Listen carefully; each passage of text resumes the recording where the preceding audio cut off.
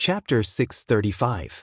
Even Rog, who was used to seeing beautiful women, couldn't help but feel a trace of amazement at the first sight of this elf girl.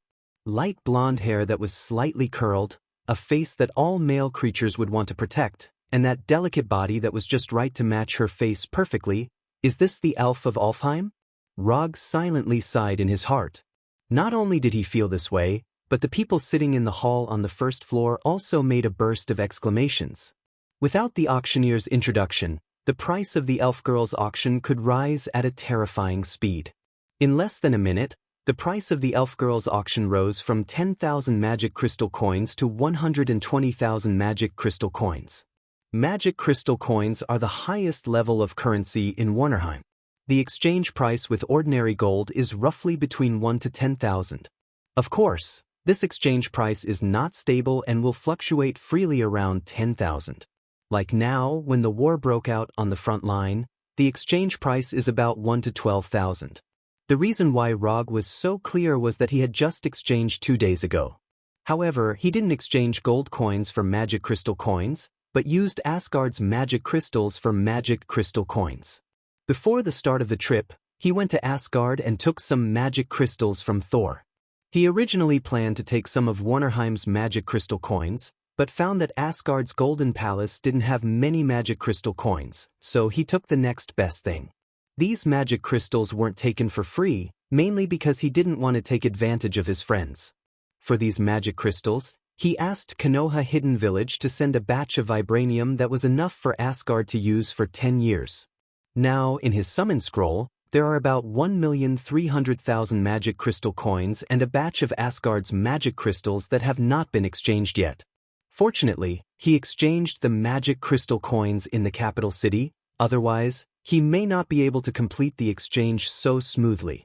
150,000 magic crystals, 160,000, 180,000. The price of the elf girl's auction was still rising, but so far, the bidders were the guests on the first floor. Could it be that the guests on the second floor were all so noble? Rog curiously looked at the surrounding rooms. Due to the magic array, he could not see through the one-way magic barrier. He could only guess that there were guests in those rooms.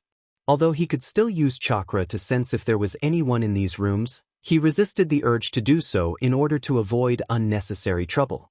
This was the capital city of the Warner Protoss. In this place, there was no lack of people who could sense chakra. The little girl down there is quite pitiful, don't you think? Rog glanced at Hinata and said casually, "Little girl? She's an elf. She's at least a few times older than you, maybe even 10 times older." After traveling in Warnerheim for a while, Hinata was no longer an ordinary person who knew nothing about the 9 realms. Although she hadn't been to Asgard and Jotunheim, her understanding of the 9 realms was far beyond that of ordinary people on Earth. Things like age have to be combined with the lifespan of the species itself. Judging from the lifespan of the elves, the elf down there is indeed a little girl. At most, she has just reached adulthood. But looking at her scared look now, the possibility of her being underage is higher. Rog explained his point of view. "Okay, don't say so much, you just want to participate in the auction? If you want to bid, then bid. Anyway, men are creatures who only think with their lower body." Hinata rolled her eyes at Rog. Since his partner said so, if Rog continued to be reserved, it would be a bit too pretentious. And strictly speaking, he was indeed interested in the elves of Alfheim.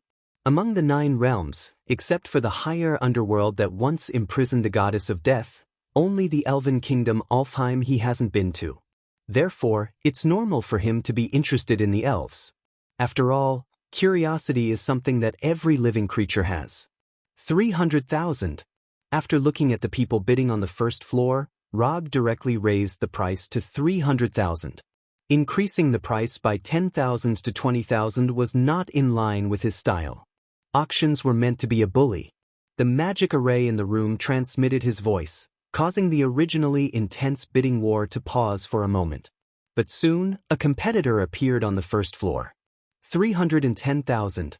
This was a man who was so fat that he needed to occupy the space of 2 people. With the physical fitness of Warner Protoss, Being fat to this extent can be considered a talent. 400,000. Rog bid again. If he just raised the price to 300,000, it was just a bit overbearing. Therefore, there was only one meaning to his current bid. That is, this elf girl, he must have her. The fat competitor on the first floor looked up at the box where Rog was. He raised his right hand and put it down, and raised it again. After repeating several times, the fat competitor finally chose to give up. 400,000 magic crystal coins. This price was far beyond the normal price of an elf.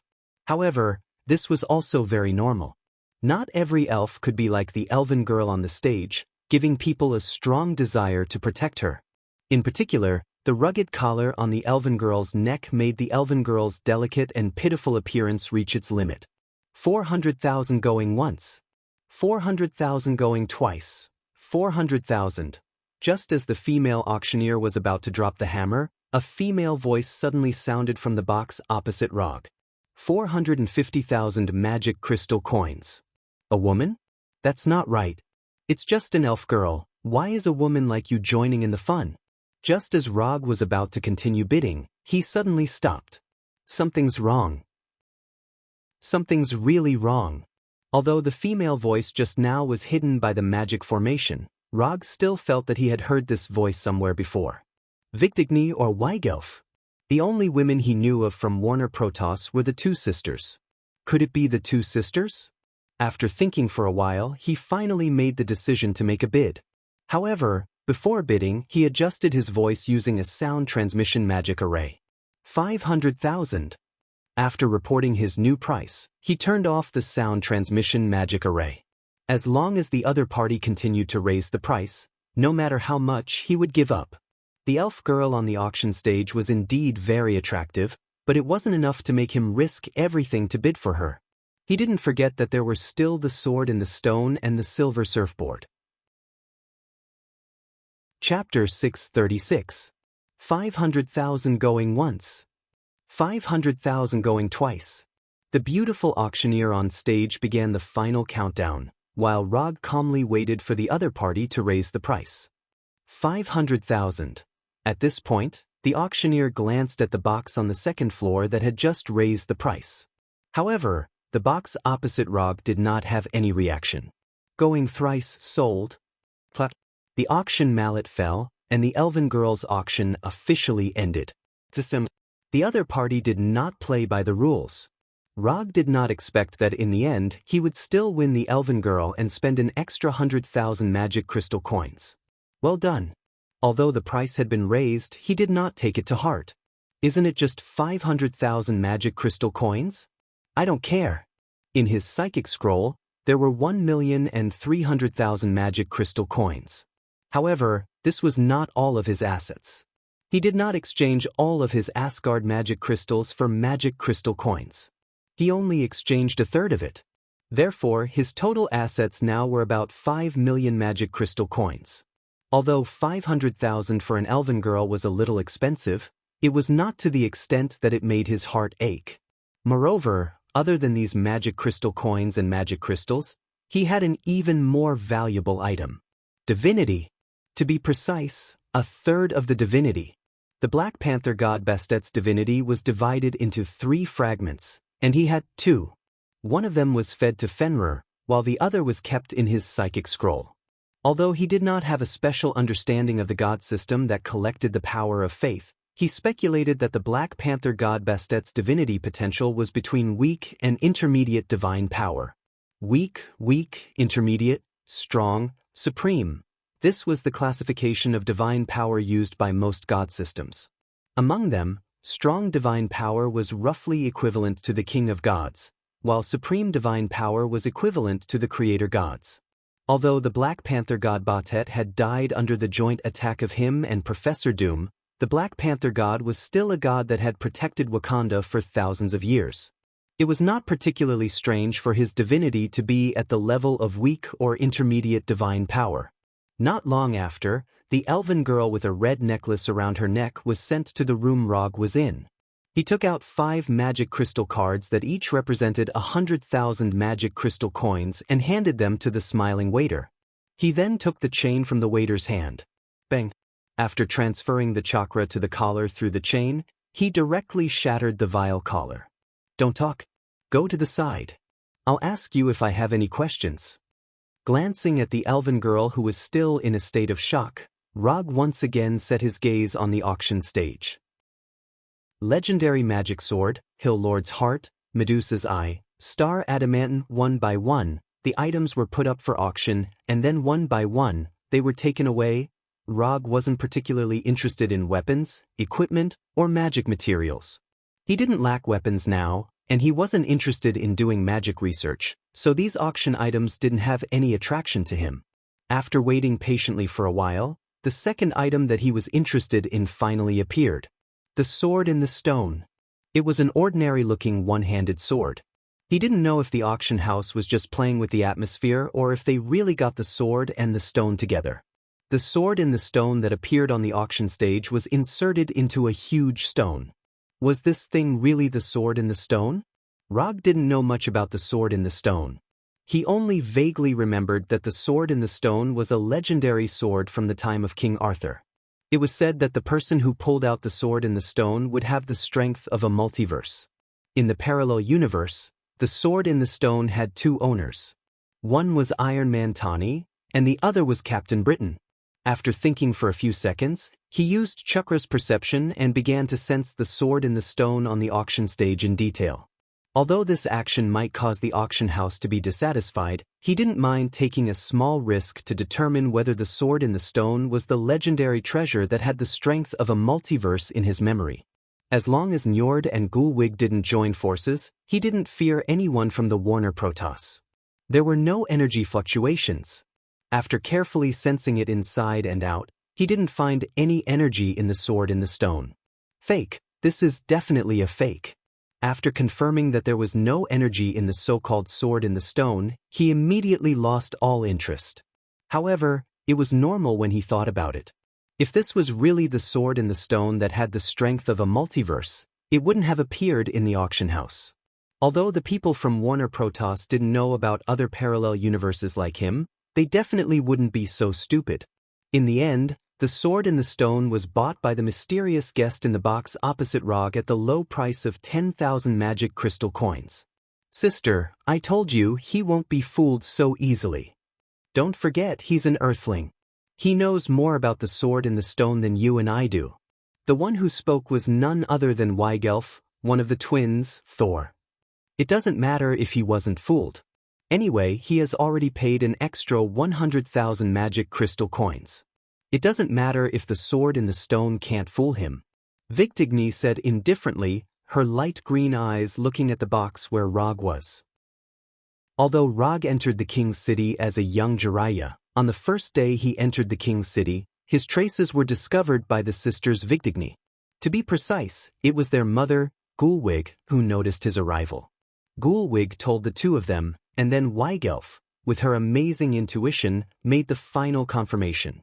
Time passed little by little, and finally, the silver surfboard suspected to be the Silver Shadow Man was carried to the auction stage. When the mercury-like silver surfboard floated next to the auctioneer, Rog once again used chakra perception. Unlike the sword in the stone, this time he perceived a terrifying energy in the silver surfboard. After perceiving this strange but powerful energy, he couldn't help but frown. This thing can't be real, can it? He was no stranger to the Silver Shadow Man, but because he had never seen the Silver Shadow Man, he couldn't be sure whether this energy was the cosmic energy given to the Silver Shadow Man by the planet Devourer. However, judging from the nature of the energy, this possibility was very high. The energy in the universe is very different from the energy in the planet. As long as you have a little perception, you can distinguish the difference between the two. In short, this is similar to the difference between water attribute energy and fire attribute energy. Although they both originate from the same source, their manifestations are completely different. Chapter 637. The nature of the energy was in line with the characteristics of cosmic energy, and the shape was also similar to Silver Shadow Man's surfboard. If he was not mistaken, this thing should be Silver Shadow Man's surfboard. Although he did not know why this surfboard, which was inseparable from Silver Shadow Man, appeared in Warnerheim, and it fell from the sky, this did not affect Rog's intention to buy it. Even if there was a mistake, this was still a very memorable souvenir. The starting price of this silver surfboard was also 10,000 magic crystal coins. However, because the auction house itself did not know the origin of this surfboard, the guests present did not seem particularly interested. This was normal. After all, Warnerheim was a country with a long history of civilization. This kind of item with the ability to fly and can bring a certain degree of physical enhancement to the user. Although it was not common in Warnerheim, it was definitely not rare. If this thing did not fall from the sky and had some unknown mysteries, this surfboard would not even have the chance to be on the auction stage. In fact, when the auction house bought the surfboard, it only cost a few hundred magic crystal coins. After waiting for dozens of seconds, there was still no guest bidding. In order to avoid a failed bid, Rog took the initiative to bid. 15,000. This was a reasonable bid, there was nothing strange about it. 20,000. Sure enough, when Rog began to bid, the box that bid with him also began to bid. While using Chakra's perception to perceive the sword in the stone and the surfboard, he also perceived the situation in the opposite box, wanting to see who was sitting in the opposite box. However, it was a pity that his perception was directly blocked. What blocked his perception was not the magic array of the auction house, but the people sitting inside. Since the other party took the initiative to block his perception, Rog did not continue to make a fool of himself and directly ended his perception. So until now, he did not know that the people sitting in the opposite box were Victigny and her sister. 25,000. He raised the price again. 30,000. 35,000. It didn't take long for the price of the surfboard to reach 200,000 magic crystal coins. From these few price increases, Rog was 100% sure that the person on the other side was going against him. 300,000. He directly raised the price to 100,000. Don't you want to play? I'll play with you. Rog, who still had 4,500,000 magic crystal coins, wasn't worried at all that he would fail. 350,000. Sure enough, the other party increased the price, and the amount of increase was always half of his. 500,000. This was the second time he had bid 500,000 yuan tonight. If he had spent 500,000 magic crystal coins on the elven maiden, everyone present would only think of him as a lecherous man. Then, when he called out this price again, his label in the hearts of others became lecherous idiot.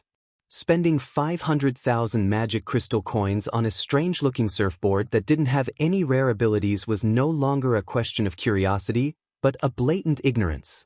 Of course, this was only the evaluation of Rog by the guests. He would never think of himself as an ignorant, lecherous idiot. Although he didn't know why the Silver Shadowman's surfboard fell in Warnerheim, and why it only showed such an ordinary ability, one thing he could be sure of was that the surfboard was still in a normal state. It wasn't sealed, and there were no traces of damage on the inside. In that case, this surfboard was definitely worth 500,000 magic crystal coins. As for why the auction house didn't notice this, he didn't know, nor was he interested in knowing. Perhaps in the eyes of the auction house, this was just a strange prop with a lot of energy. It was just like the magic props made by alchemists and mages, which had a lot of energy but didn't have much use. Sister, are you going to continue to raise the price? This price is already seriously high, and he may give up at any time. Although she was the famous twin Thor in Warnerheim, and the daughter of the supreme goddess Gerwig, 500,000 magic crystal coins was not a small amount for them. It's not that they can't afford 500,000 magic crystal coins, but it's still a bit wasteful to spend 500,000 magic crystal coins on an unknown surfboard. One more time if he wants it, then give it to him. Victigny said indifferently. Then she gave her latest offer, 550,000, 600,000. Since this price has been called, Rog won't give up this surfboard no matter what. Just when he thought that he would raise the price at least a few more times, the opposite box directly gave up bidding. In the end, this surfboard suspected to be the Silver Shadowman fell into the hands of Rog. After handing 6 magic crystal cards with a limit of 100,000 to the auction house attendant, he took the silver surfboard. He didn't intend to test the surfboard in the auction house. He threw the surfboard into the psychic scroll, then left the auction house with Hinata. As for the elf girl who hadn't spoken so far, she followed behind them without saying a word. Hotel suite. What's your name? Looking at the elf girl in front of him who wanted to eat the fruit on the table but didn't dare to speak, Rog took the initiative to ask. Rosie. Forley Rosie, good name. Although Rog doesn't know much about the elf culture of Alfheim, from the perspective of an earthling, this name is quite good. At least it matches Rosie's temperament and appearance. How did you get caught? Rog continued to ask. Space rift. When I was wandering in the forest of my family territory, I fell into a space rift, and then, speaking of this, Rosie looked like she was about to cry. For some reason, looking at Rosie's pitiful appearance, Rog suddenly had the urge to pinch her face and make her cry. It's like seeing a baby with a round face and having the urge to make it cry. No, I can't be so evil. This girl looked like she was underage. Okay, I got it. From today on, you are this lady's servant, understand? After saying that, Rog pointed to Hinata who was sitting next to him and got a supercilious look from her. Understood. I will be a reliable servant, Rosie said solemnly, but judging from her appearance, she shouldn't have any experience in this area. If he's not mistaken, Rosie's background shouldn't be very ordinary, maybe she's an elf noble. But this doesn't matter. Since he bought her from the auction house, she is his personal property. After sending Hinata and Rosie away, Kuroto summoned the surfboard from the summon scroll. Chapter 638. The silver surfboard floated quietly in front of Rog, maintaining a distance of about 10 centimeters from the ground. Looking at the mercury-like surfboard, Rog did not hesitate and stood on it. The first feeling when he stepped on the surfboard was like stepping into a shallow puddle. Rog could clearly feel the slight fluctuations on the surface of the surfboard, and he could also feel the sturdiness under his feet. Just when he planned to control chakra to flow into the surfboard, the mercury-like liquid on the surface of the surfboard seemed to have a life of its own as it spread up his feet. Just when the mercury-like liquid was about to reach his instep, Rog immediately used chakra to stop the spread of the silver liquid. He had no interest in becoming a silver person like Silver Shadowman. For someone like him who was obsessed with cleanliness, letting the silver liquid spread to his body was no different from jumping into the disgusting river of Ganges that was full of strange things. This kind of thing, forget about doing it, just thinking about it would give him goosebumps. However, what he didn't expect was that when he used chakra to stop the silver liquid from spreading, the silver liquid actually showed a clear resistance and spread up in a more aggressive way. Interesting. The silver liquid showed its dominance, but Rog was even more domineering than it. In the beginning, he planned to try to tame the surfboard in a gentler way. But now he changed his mind. With a thought, the vast ocean-like chakra in his body instantly became extremely active.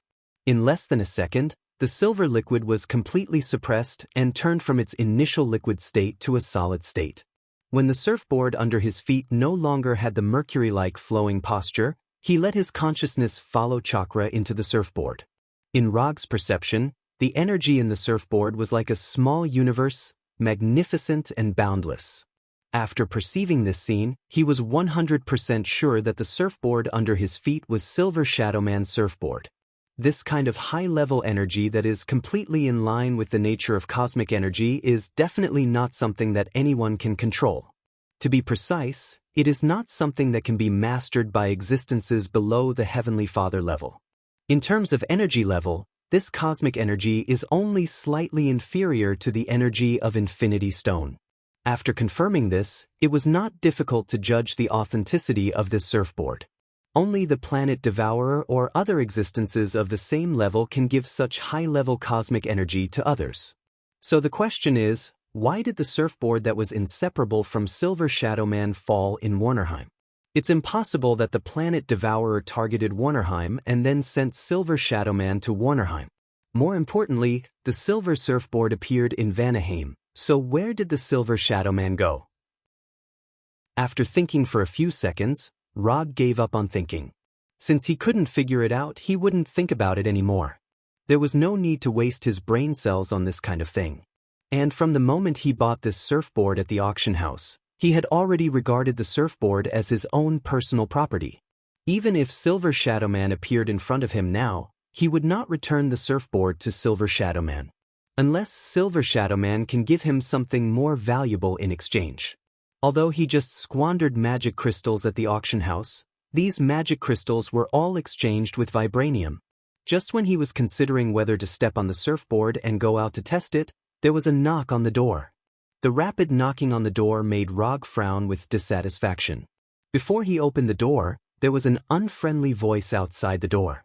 "City guard, check the room."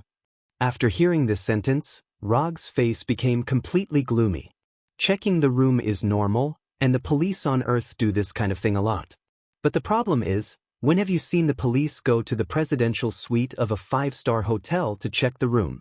Although the hotel Rog is living in is not the best hotel in the capital, it is still one of the top high-end hotels in the capital.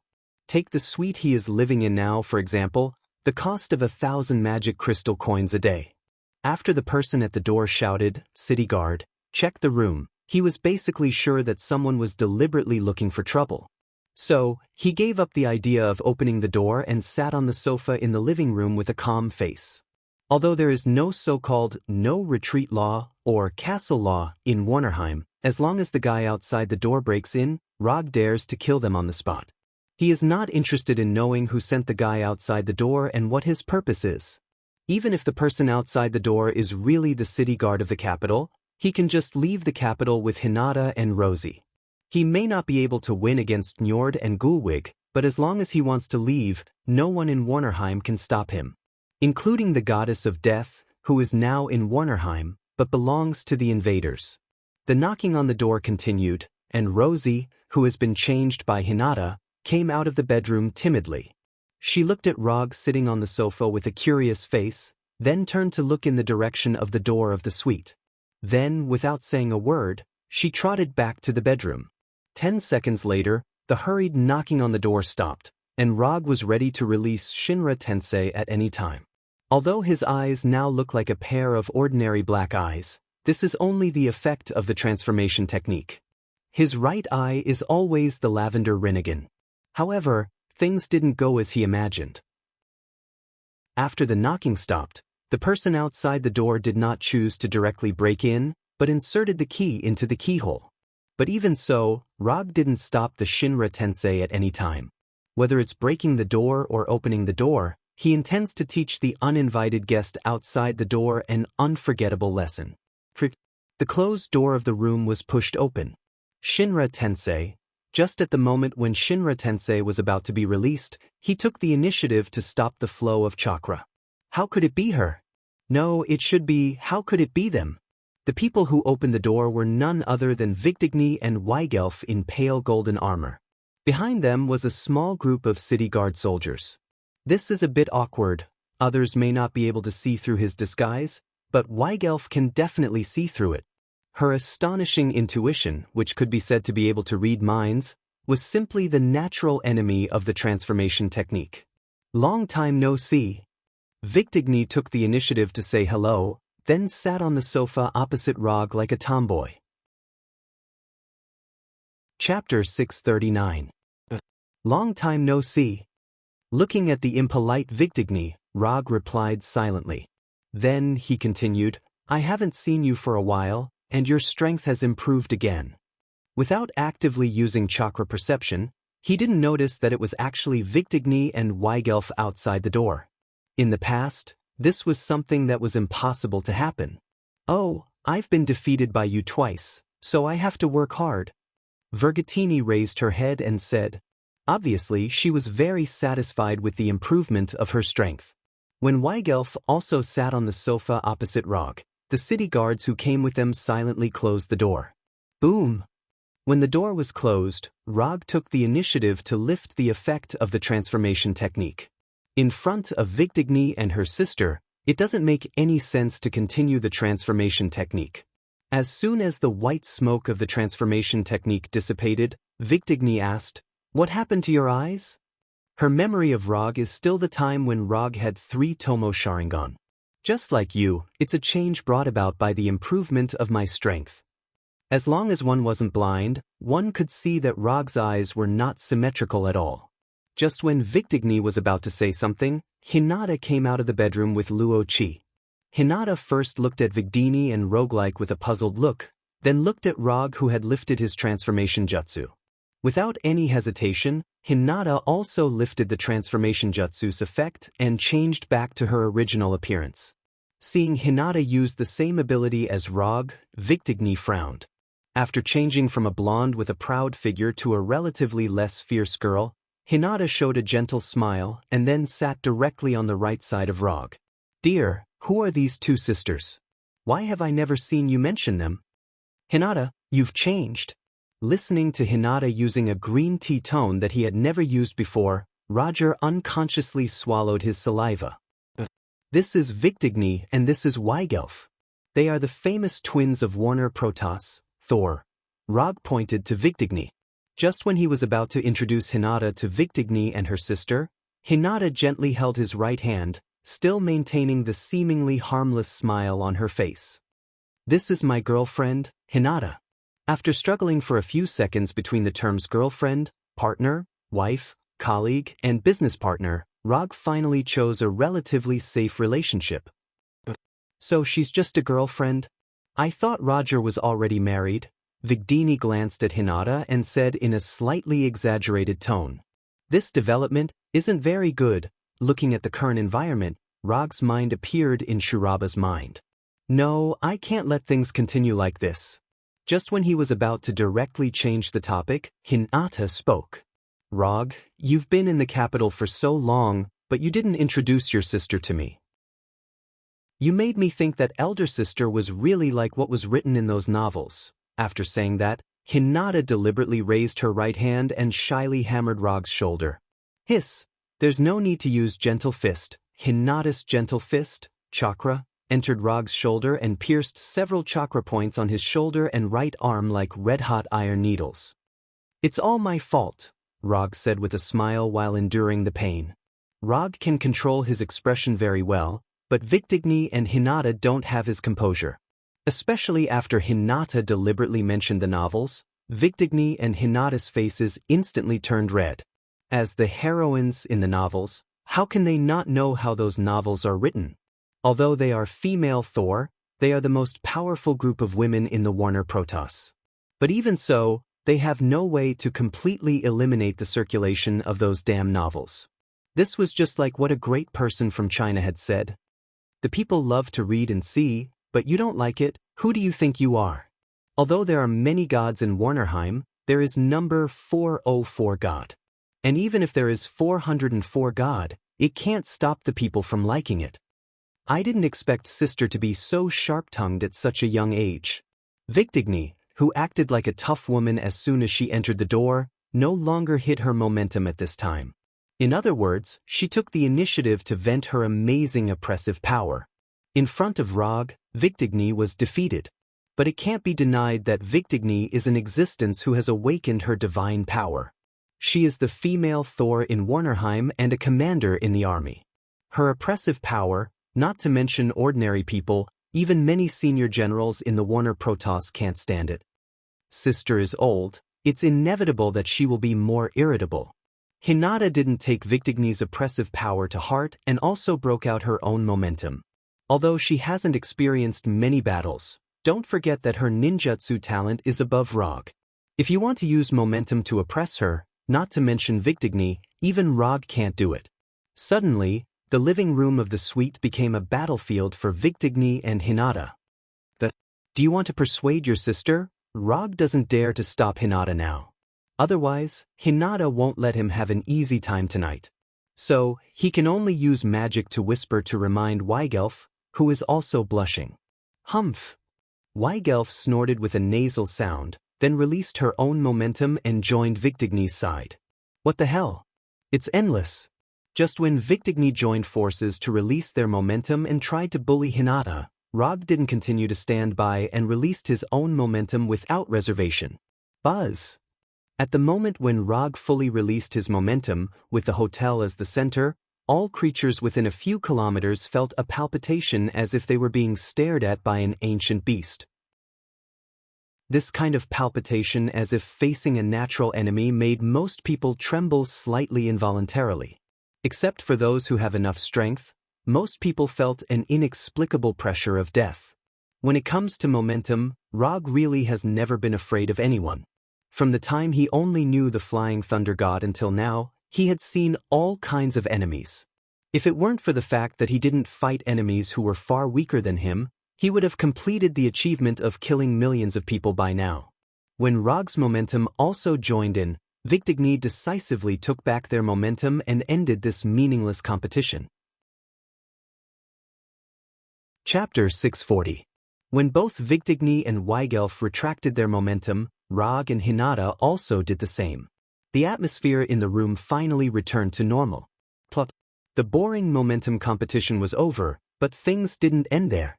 As the only normal person in the room, Rosie fell back uncontrollably after they finished their momentum competition, and her face showed uncontrollable fear. He actually forgot about this little girl. It wasn't until now that Rog remembered that he just bought an elf girl with little fighting power. Looking at the shivering Rosie, Rog cast a mind-calming spell on her, freeing the poor little girl from the fear that came from her life instincts. After calming down, Luo Qi slowly stood up and said in a timid voice. However, as soon as she opened her mouth, Vigdigni interrupted her. Vigdigni stood up, stretched out her right hand, pointed at Hinata, who was trying to play the role of a green tea, and said fiercely, "I want to duel with you." What? Hearing Vigdigni's sudden duel proposal, both Rog and Hinata were taken aback. Not only did they not keep up with Vigdigni's train of thought, but even Weigelf showed a puzzled look. What's this? Is she going against Hinata?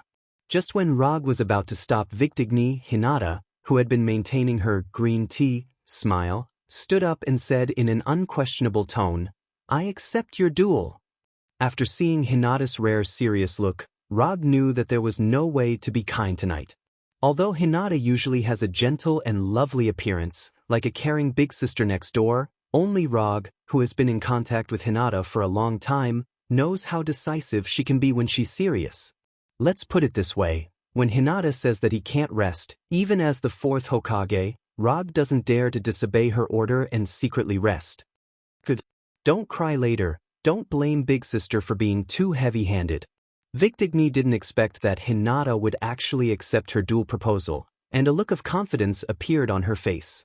Looking at Vigdigni and Hinata, who were completely at each other's throats, Rog shook his head helplessly.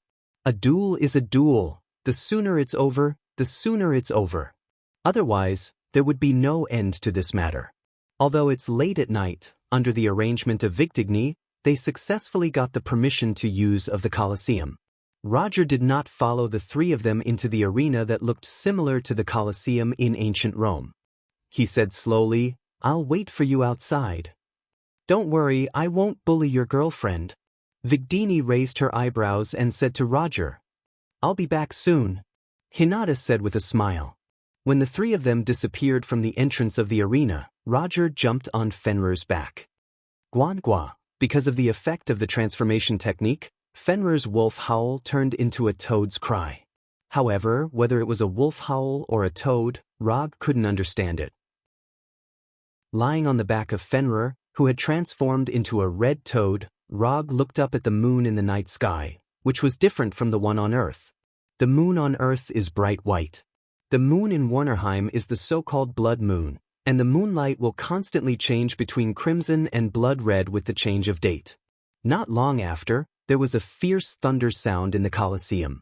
Just by listening to the sound, Rog couldn't tell whether it was Vigdigni's attack or Hinata's attack. Although Vigdigni awakened the lightning god's power, Hinata is also good at lightning release. To some extent, Hinata is like a weakened version of Rog. Except for the lack of Sharingan, Mokuton, Rinnegan, and other Kekkei Genkai, Hinata is not much different from Rog. In terms of the mastery and development of ninjutsu, Hinata is even stronger than Rog. The battle in the Colosseum didn't last long. After about 10 minutes, the three reappeared in front of Rog.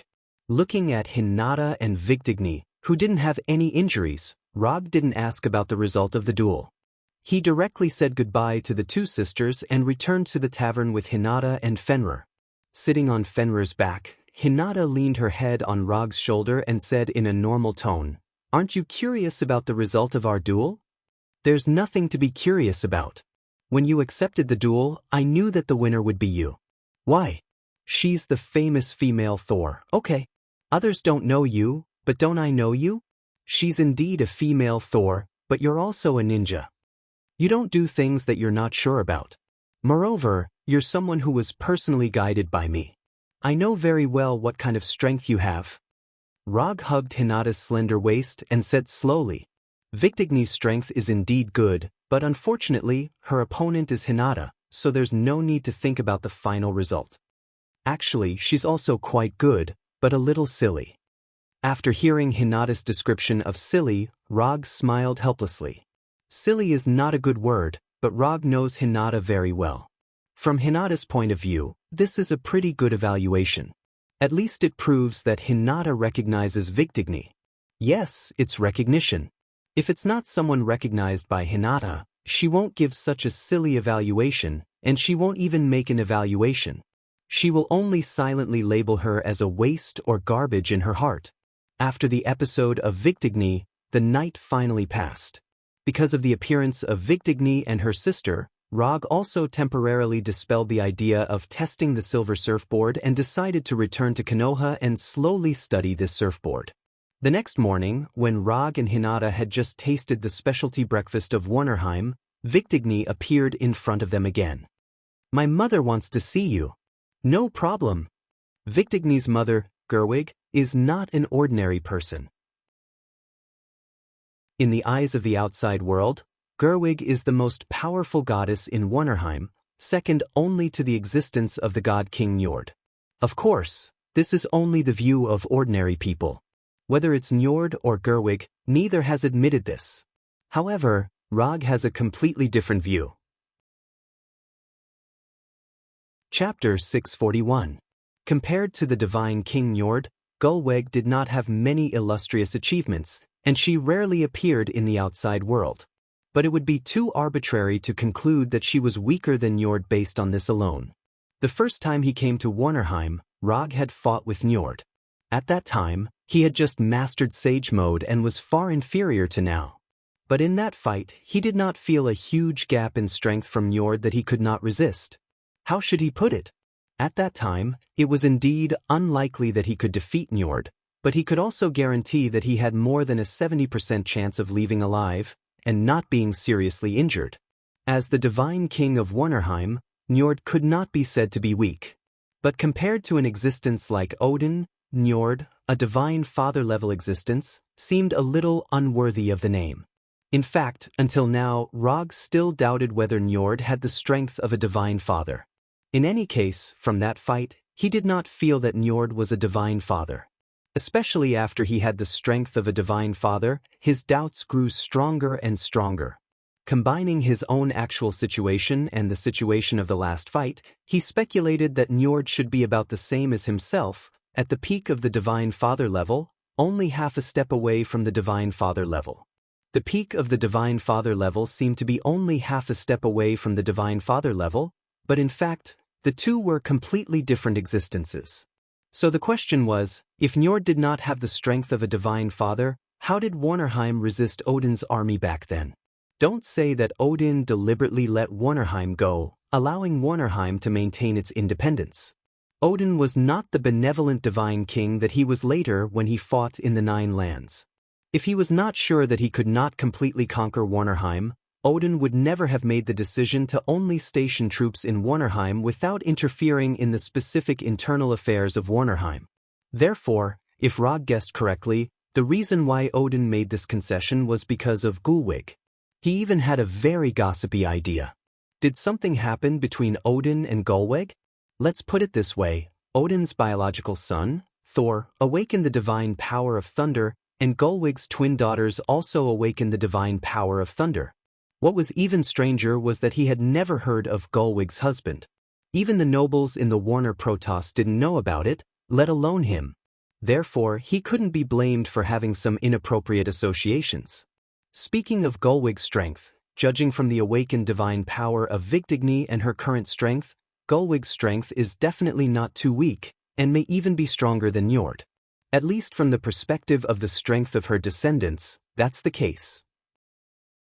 The three Storm brothers are direct descendants of Njord, but in terms of strength, they are completely inferior to Vigdigni and her sister. Unlike ordinary creatures, the strength of the gods themselves directly determines the potential of their descendants. So from this point of view, Gulwig's strength may be above Njord. It's even possible that Gulwig is the divine father that allowed Warnerheim to maintain its independence. Of course, all of this is just Rog's guess. Whether Gulwig is a divine father or not, he can only confirm it after meeting her. Under the leadership of Vigdigni, Rog boarded the carriage to Gulwig's palace. He didn't bring Hinata and Fenrir. In fact, Gulwig only invited him alone. On the way to the palace, Vigdigni maintained a rare state of silence. He did not ask Log any questions, nor did he explain anything to him. In this silent atmosphere, the carriage slowly drove into Gulwig's palace. Vigdigni didn't take Rog to see Gulwig, but left the job of guiding him to the palace maids. The moment he entered Gulwig's palace, Rog realized what is called extravagance. He can be regarded as a person who has seen big scenes, but after seeing Gulwig's palace, he couldn't help but take a breath of cold air. Gulwig's palace is not decorated magnificently, but Rog can see that from the beginning of the palace gate, the interior of the palace is all used with precious materials in Warnerheim. Even the load-bearing pillars of the palace are enchanted materials that are worth more than gold. Simply put, Gulwig's palace was like a building built with countless magic arrays. If he is not mistaken, even the floor of the palace is enchanted with several magic. Dustless technique, cleaning technique, durability improvement. After sitting in this not particularly large main hall and waiting for more than 10 minutes, Rog finally saw the most famous and powerful goddess in Warnerheim, Gulwig. "Greetings, Your Royal Highness." Rog didn't salute, but nodded slightly. It's their business if others want to salute Gulwig anyway, he doesn't have such a habit. Not to mention Gulwig, even when he saw Ancient One, he just nodded his head in greeting. "You are the fourth Hokage, right? You are really talented." Gulwig, wearing a white dress and a few simple jewelry, looked at him seriously, and then sat on the main seat. "Your Royal Highness is overpraising me." Since Gulwig entered the main hall of the cave, he has begun to perceive Gulwig's strength. Although he was not presumptuous enough to directly use chakra perception to perceive seriously, he tried his best to perceive the aura that Gulwig might leak out. But soon he found out that he was thinking too much. Without using chakra perception, he couldn't feel any energy fluctuations from Gulwig's body. If you only observe with your eyes, Gulwig gives people the feeling that she is a well-maintained noble woman, the kind that has no strength to truss a chicken. If your strength is overpraising, then the young people in Warnerheim are not even qualified. Gulwig said with an impeccable smile and tone. "Well, I don't know what Your Royal Highness is looking for me today?" Rog directly changed the question, trying to take back the initiative of the exchange. But it was apparent that Gulwig didn't intend to let him succeed so easily. She said something that he didn't expect. "What do you think of Vigdigni and Weigelf? If you had to choose one of them to be your wife, who would you choose?" Did I just miss any information? How did it suddenly become this topic? That they're both very good. Figure, appearance, strength, background are impeccable. Chapter 642. It's just that I already have a girlfriend, so... Rog thought for a moment and ultimately refused to make a choice. This wasn't because he was worried about offending Vigdigni or Weigelf, but because he simply couldn't understand what Gulwig was planning to do. Gulwig was the strongest goddess among the Warner Protoss, and possibly even the most powerful god. In front of such an existence, any decision had to be made with caution. Moreover, it was impossible for someone of Gulwig's strength and status to urge him to get married. There's a conspiracy. There's definitely a conspiracy. You're dishonest. You say you have a girlfriend, but that might not be what you think in your heart, right? Gulwig looked at Rog with a smile and continued in an impeccable manner. Maybe you don't know me well. I'm a devoted man.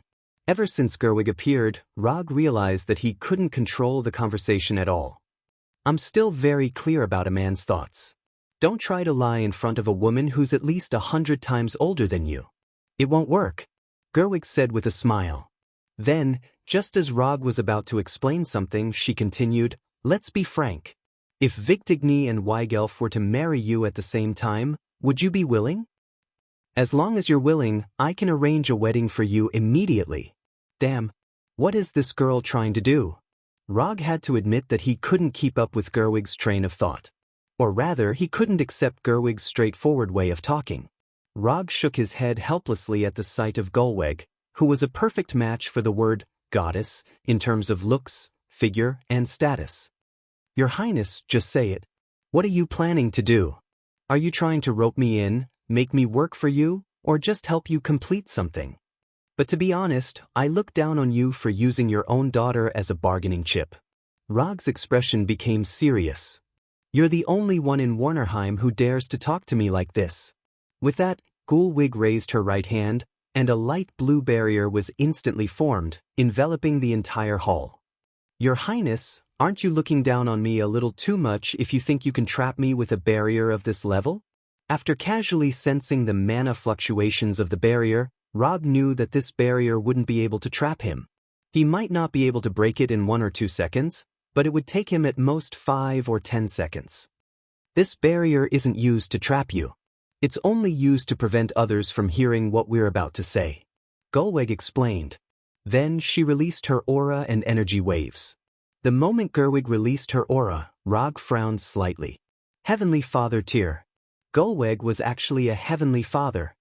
From the looks of it, you should be very clear about the strength of a God King. If I'm not wrong, you're only 1 step away from becoming a God King. Heavenly Father was just a term in the manga. In this world, only Rog knew of this term. You're not wrong. I'm indeed only 1 step away from becoming a God King. Rog wasn't surprised that Gulweg could see through his current level. If Gulweg didn't even have this bit of ability, then she would be too incompetent as a Heavenly Father tier. Since that's the case, then we have a basis for cooperation. You fought with Njord before, so you should have a rough idea of his strength. If you were to fight with him now, how confident are you in winning? Gulweg's tone became serious. Before answering this question, I also have a question for you. Are you planning to replace Njord as the God King of Warner Protoss? Gulweg, who never displayed her strength in front of outsiders, specially invited him over and even displayed her strength in front of him. If he still couldn't guess what Gulweg wanted to do, then he would be too slow. You're right. I'm planning to replace Njord as the God King. But because of some agreement, I can't directly attack him. So, if you don't mind, I hope you can challenge Njord. It's best if you can kill him. As long as you can do this, I can give you whatever you want. Even if you want Victigny and Weigelf to marry you at the same time, there won't be any problem. If you want, I can even bestow you a part of Warnerheim. After Gulweg finished speaking, Rog didn't answer immediately. Instead, he thought seriously. Killing Njord was also a good achievement. But the problem was that he didn't really want this achievement. The main reason was that the reward Gulweg offered wasn't too attractive to him. Victigny and Weigelf were indeed very beautiful, had good figures, and weren't weak. But how should he put it? He was a dedicated man. And his intuition told him that if he really married Victigny and Weigelf, then his future would definitely be miserable in all senses of the word. Let's not talk about the reward first. I want to know, if I really kill Njord, will the spoils he leaves behind belong to you or me? The spoils Rog was talking about were of course not Njord's weapons and equipment, but the origin power left behind after a Heavenly Father or an inferior Heavenly Father died in an abnormal state. This was similar to killing a god who absorbed the power of faith to obtain a godhood.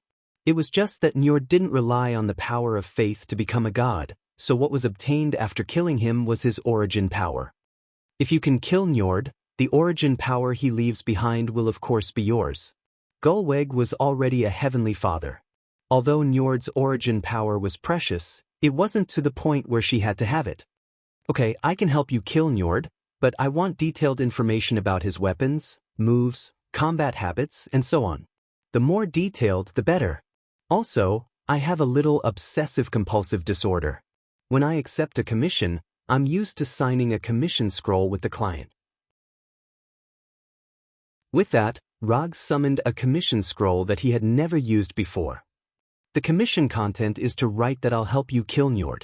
As for the reward, I want the highest browsing rights in your royal library for a month. Rog stated the reward he wanted and handed the commission scroll to Gulweg. Victigny and Weigelf were pretty good, but compared to precious knowledge, he wanted that knowledge more. That was because knowledge was power. Chapter 643.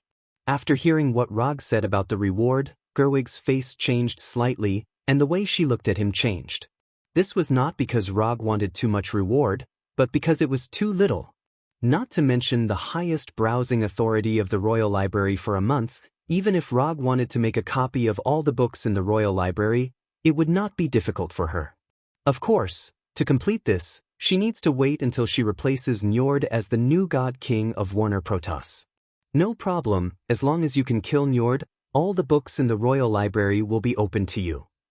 After that, Gerwig took the commission scroll handed by Rog and wrote on it with her fingers.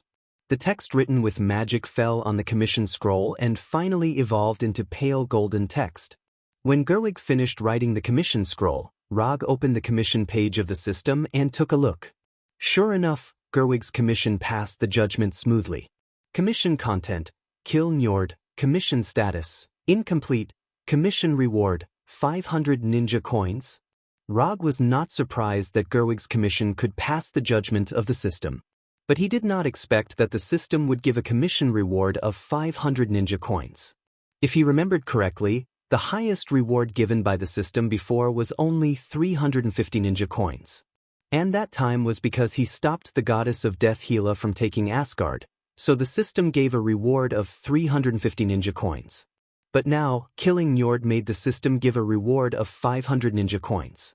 This also means that in the judgment of the system, killing Njord is more difficult than stopping the goddess of death Hela. But this is normal. After all, Njord is the God King of Warner Protoss. If he doesn't even have this card, then he is too cheap. Happy cooperation! After throwing the commission scroll that had completed the mission into the summon scroll, Rog said to Gerwig with satisfaction. Although he rarely exchanges anything now, but this kind of thing, no one would complain about having too much ninja coins. The information you want will be delivered to you today. When are you going to make your move? Was it an assassination or an open challenge? If it's a challenge, I can arrange a venue for you. Gulweg continued to ask. Let's challenge him directly. Let's set the time for 1 week from now. You can arrange the location. If you're not worried about the capital being destroyed, you can arrange for it to be in the capital. Since Gulweg already had plans to replace Njord, she must have a way to make Njord accept Rog's challenge. If she couldn't even do that, then there was no need for her to plan to replace Njord. Sure. When the time comes, I will definitely give you a fair duel. Right, from now on, you can change back to your real appearance. I'll help you deal with those little troubles of yours. Since they were all partners, Gulweg didn't mind helping Rog solve some small problems. In fact, she also wanted to see what the fourth Hokage, who left a great reputation in Asgard and Warnerheim, looked like. She didn't know why, but she always felt that Rog's white-haired appearance was a bit wretched, or rather, lecherous. Seeing Rog's white-haired appearance, she always associated him with some kind of greasy uncle. Thank you, Your Highness. After saying that, Rog lifted the effect of the transformation technique and returned to his original appearance. It's much better than the white-haired appearance just now. No wonder Victigny likes you. After confirming with Gulweg that Njord indeed had the power of the God King, Rog left Gulweg's palace and returned to the hotel. After seeing Rog return to the hotel with his real appearance, Hinata looked at him curiously. There's no need to maintain the effect of the transformation technique. The wanted order has been cancelled. Since Gulweg had spoken, Rog naturally didn't bother to continue to maintain the appearance of young Jiraiya. Although Jiraiya was quite good when he was young, compared with his real appearance, there was still a big gap. In the field of handsome, only Minato could barely be his opponent among the Hokage. What did Gulweg say to you? It's not something like a marriage or a political marriage, is it? How to say it, a woman's sixth sense is sometimes more accurate. No, she just entrusted me to challenge Njord and kill him by the way. Gulweg intends to replace Njord as the new god king of Warner Protoss. Rog sat on the sofa and briefly explained the matter of the commission. There was nothing to hide. If nothing unexpected happens, soon the whole Warnerheim will know that he wants to challenge Njord. Such a big commission, what reward did she give you? Hinata continued to ask. The highest browsing authority of the Royal Library is limited to 1 month. That's it, nothing else? That's it. Rog, you're not honest. You know, the Byakugan can actually see through people's hearts. After saying that, Hinata pointed to her unopened Byakugan. Are you kidding me? How can I not know the effect of the Byakugan? You just want to know if Gulweg used Vigdigni and Weigelf as conditions? Since you want to know so much, then stop talking. After seeing that Rog didn't speak, Hinata came to the sofa and lay down like a kitten and put her head on Rog's thigh. Are you sure? I heard that Njord has been the god king for a long time, even thousands of years. Touching Hinata's soft black hair, Roger replied with a relaxed expression. If you want to say that you're 100% sure, then I'm definitely not, about 50% sure. 50%? So low? After hearing Rog's answer, a look of worry appeared on Hinata's face. 50% sure, kill without injury. Rog explained that he had a 50% chance of winning. If it's just killing Njord, Rog has 80% certainty. But if it's just killing without injury, then he only has 50% certainty at most. Rog, Sen, you're a bit immodest. Njord is the god king, you can't underestimate your opponent like this.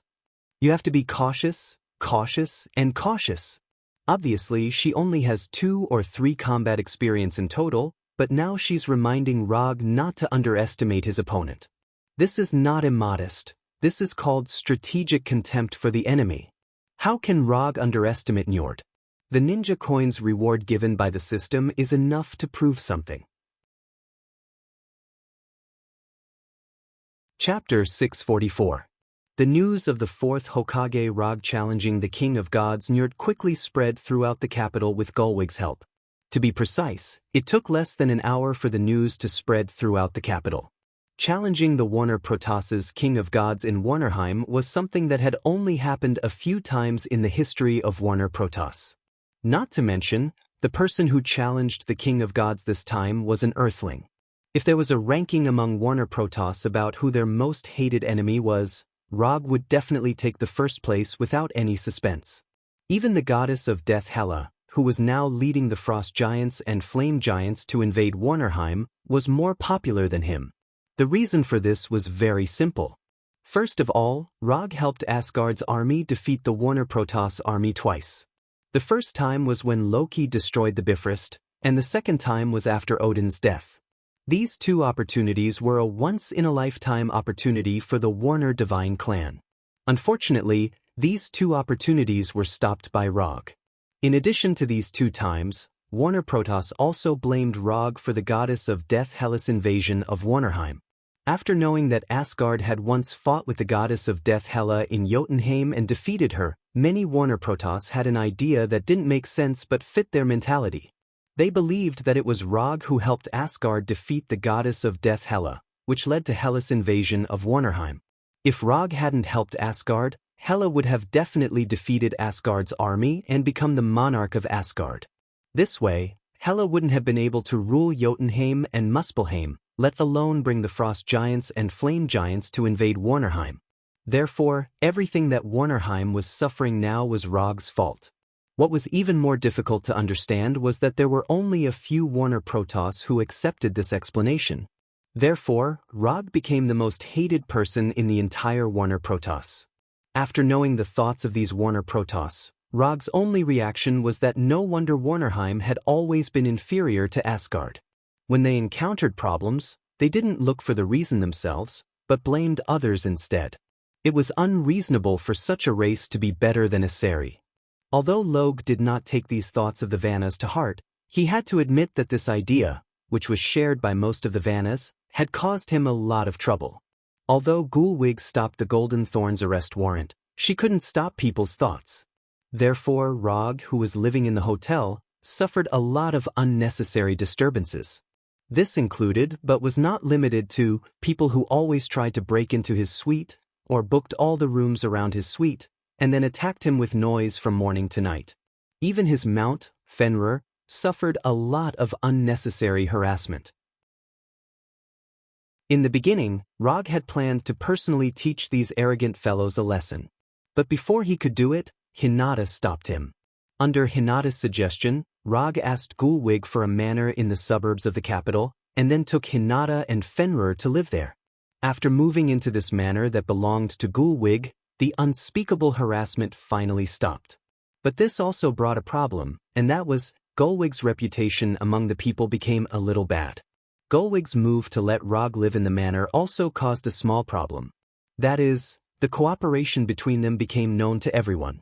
Although people didn't know the specific content of the cooperation between them, everyone now knew that the reason why Rog challenged Njord was Gulwig's arrangement.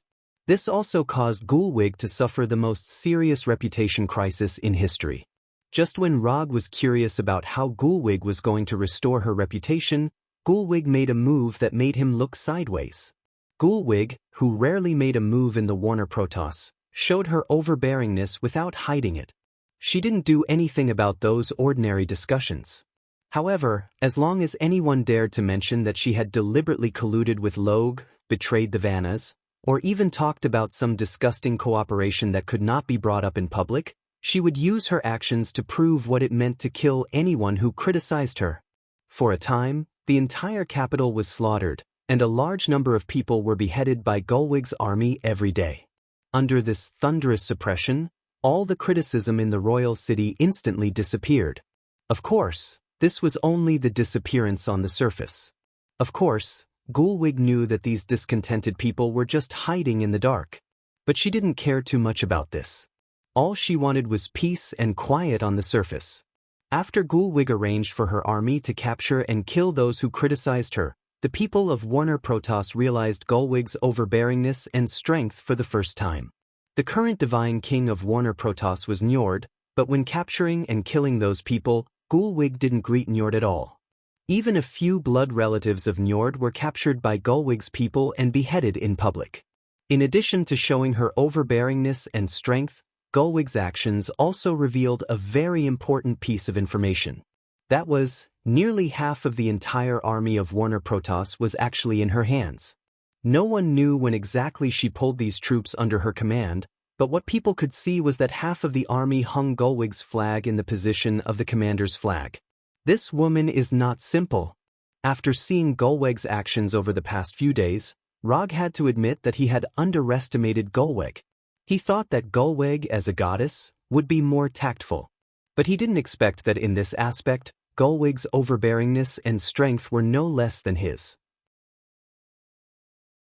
When arresting those people who were criticizing her, her army really broke down their doors and arrested them without caring about the so-called evidence. According to incomplete statistics, more than 3,000 people were beheaded in public in the past few days alone. When Gulwig went to the manor to ask how her preparations were going, Rog asked Gulwig what she was thinking. Then Gulwig gave him a very simple answer. What Warner Protoss needs now is a powerful monarch who means what she says. Chapter 645. Rog agreed with Gulwig's statement. Given the current situation of the Warner God clan, they indeed needed a god king with sufficient strength to back them up. Looking at the current situation in Warnerheim, one could see how poorly Njord was doing as the god king. Asgard's garrison was not worth mentioning. After all, Asgard had stationed troops in Warnerheim for more than a year or two. However, it was Njord's responsibility to not be able to stop the invasion of the goddess of death, Hel. It was important to note that the goddess of death's army did not only attack Warner Protoss's territory and army. Even Asgard's garrison was attacked by Hel's army. Asgard's garrison took away part of the pressure, and Njord should have been able to stop Hel's army smoothly. However, the reality was that even with the help of Asgard's garrison, Warner Protoss's army was still being beaten back. Now, The territory that Hel had taken away was close to 1/3 of Warnerheim's territory. What was even more troublesome was that until now, Njord still could not come up with any effective way to stop Hel. Other than the matter of the army, in the years that Njord had been the God King, Warner Protoss's culture and individual combat strength had shown a trend of decline year by year. In this regard, Njord's approach was a bit like Odin's rule over Asgard. However, the problem was that Odin did not want Asgard to be militaristic, because Asgard had enough strength to resist the invasion of foreign enemies. He did not want to start the so-called benevolent rule under the premise that he did not have enough strength to protect himself. Njord began to teach people to put down their bloodthirst and use benevolence to solve disputes in a situation where Warner Protoss did not have enough strength. This kind of culture would only cause Warner Protoss to be less and less aggressive. Previously, Warner Protoss blamed Hel's invasion of Warnerheim on Rog because of this reason. The invaders had already attacked their home, and they were still thinking about why others would invade them instead of invading others. Any race with a little bit of bloodthirst and pride would not consider this question first. They would just pick up the weapons in their hands and fight. Whether they could win or not aside, they would at least let the enemy know that even if they could not beat them, they would still take a bite out of them. Don't even think about taking down my home so effortlessly. Even if I die, I won't let you have an easy time. If the people of the Vanaheim gods had such courage, they would not have been so cowardly, let alone driving Hela's army out of Vanaheim. But it's a pity that the current Warner Protoss did not have such bloodthirst. Otherwise, Rog would not dare to take Hinata and Fenrir to Warnerheim for a vacation. You know, there are more people here than on Earth who want him dead. Time passed in a blink of an eye, and a week passed quickly. When the agreed time for the challenge arrived, Rog took Hinata and Fenrir, who had recovered his true form, to the royal hunting ground specially arranged by Gulwig. The royal hunting ground was dozens of kilometers away from the capital. There was no need to worry about any damage to the capital. When Rog and Hinata rode Fenrir to the royal hunting ground, which was not open to ordinary people, was already crowded with people. There were more than 300,000 people gathered in the royal hunting ground. Most of them were residents of the capital. Of course, there were also a small number of people who came from other cities. In the past week, a simple super-large arena had been built. It was a large circular ring with a diameter of 1 kilometer. Around the ring, there was a 500-meter-wide isolation belt. Outside the isolation belt was the audience area. Of course, it was impossible for Gulwig to arrange seats for all the audience. As long as there is a small area in the direction of the capital, there are 6 high platforms that can accommodate a total of 1,000 people. Fenrir will accompany you, I will be alone, Rog said to Hinata, who was sitting behind him. Although Fenrir is a good mount, he's a ninja, and it's not suitable for him to fight on a mount. And according to his plan, his battle with Njord will end quickly. It will end faster than everyone expected. Okay. Hinata answered silently, and at the same time, glanced at the crowd that was watching them with an unhappy expression. She didn't like the way these people looked at Rog. Or, she hated these people's overconfidence. Just wait for me here. After saying that, Rog jumped down from Fenrir's back and walked alone toward the exaggerated ring. However, just as he walked through the 500-meter-wide isolation belt and was about to climb the ring that was only half a meter higher than the ground, he suddenly stopped. Then he stretched out his right hand, and under everyone's gaze, he summoned the 4th Hokage's white Haori. Boom! The white smoke dissipated, and the 4th Hokage's Haori appeared in front of him out of thin air. Just as the Haori was about to fall under the influence of gravity, he grabbed the Haori and gently flung it back, putting on the Haori that was familiar to the people on Earth. Since it's the 4th Hokage challenging the Warner Protoss's God King, how can the 4th Hokage's iconic Haori be missing?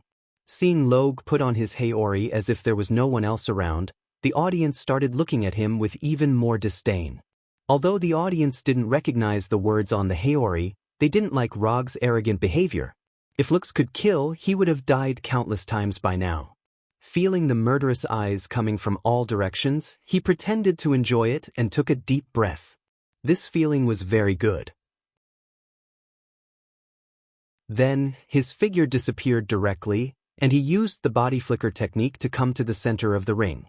Not long after he came to the center of the ring, Njord, who was riding a huge black saber-toothed tiger, wearing a pale golden armor, and holding a golden trident, came in front of him. "Isn't this His Majesty the God King? We meet again." After seeing Njord's arrival, Rog took the initiative to greet him. He didn't know if Gerwig did it on purpose or not, but in this ring, there was a super large sound transmission magic that could let the conversation between them pass to everyone's ears without missing a word. In the matter of attacking Njord's prestige, Gerwig really didn't hold back. "Last time, it was Odin who saved you. You won't be so lucky this time." Compared to Rog, Njord's tone was much more dignified. "Odin might have saved me last time, but he might also have saved you. The person whose armor was pierced through seems to be you, His Majesty the God King, right?" At that time, Rog had just mastered the immortal mode, so Njord took his most powerful attack without any suspense. Immortal spell, lightning escape, spiral electromagnetic cannon. Arguing is meaningless. Today, I'll let you know what the God King's might is. As soon as he said that, Njord released his God King's aura without reservation, which was the so-called Divine Father's aura. The God King's might? Then I'm not afraid to tell you in advance. I only need 3 moves to kill you. If you don't die within 3 moves, I'll kill myself. Rog's incomparably domineering words were transmitted without missing a single word by the sound transmission magic to the ears of everyone present. Arrogant. When Rog said those words, all the Warner Protoss members, including Gerwig, felt his insufferably arrogant arrogance. Njord might not be a qualified God King, but no matter what, he was the God King who had informed Warnerheim for thousands of years. Rog's words now undoubtedly trampled all the Warner Protoss faces to the ground.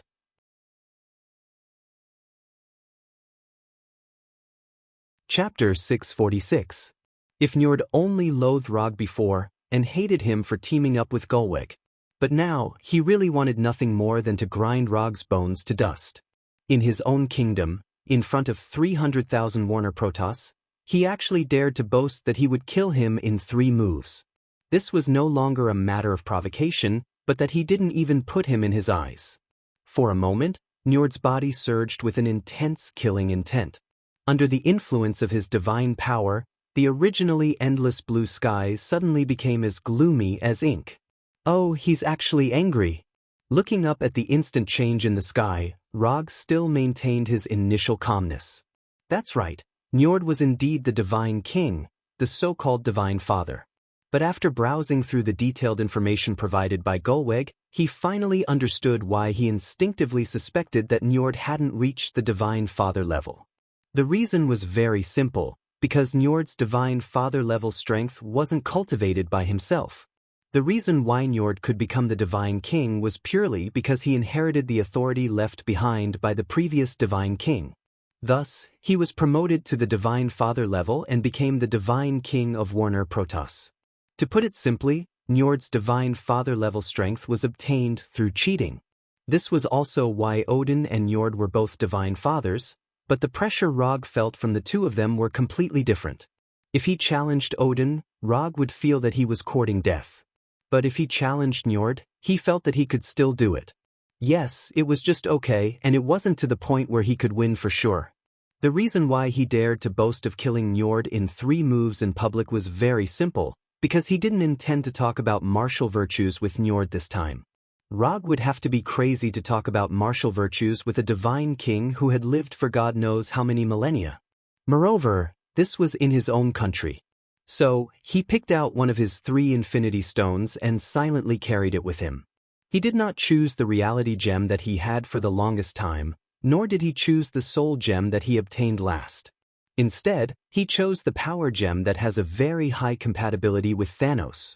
A few days ago, he had secretly tested his compatibility with the power gem. In the end, he found that it wasn't too bad. To be precise, it was even more compatible than the gem in reality. This could also be because the power gem approved of his fighting style. Although Njord was filled with killing intent towards Rog right now, he was still a God King after all.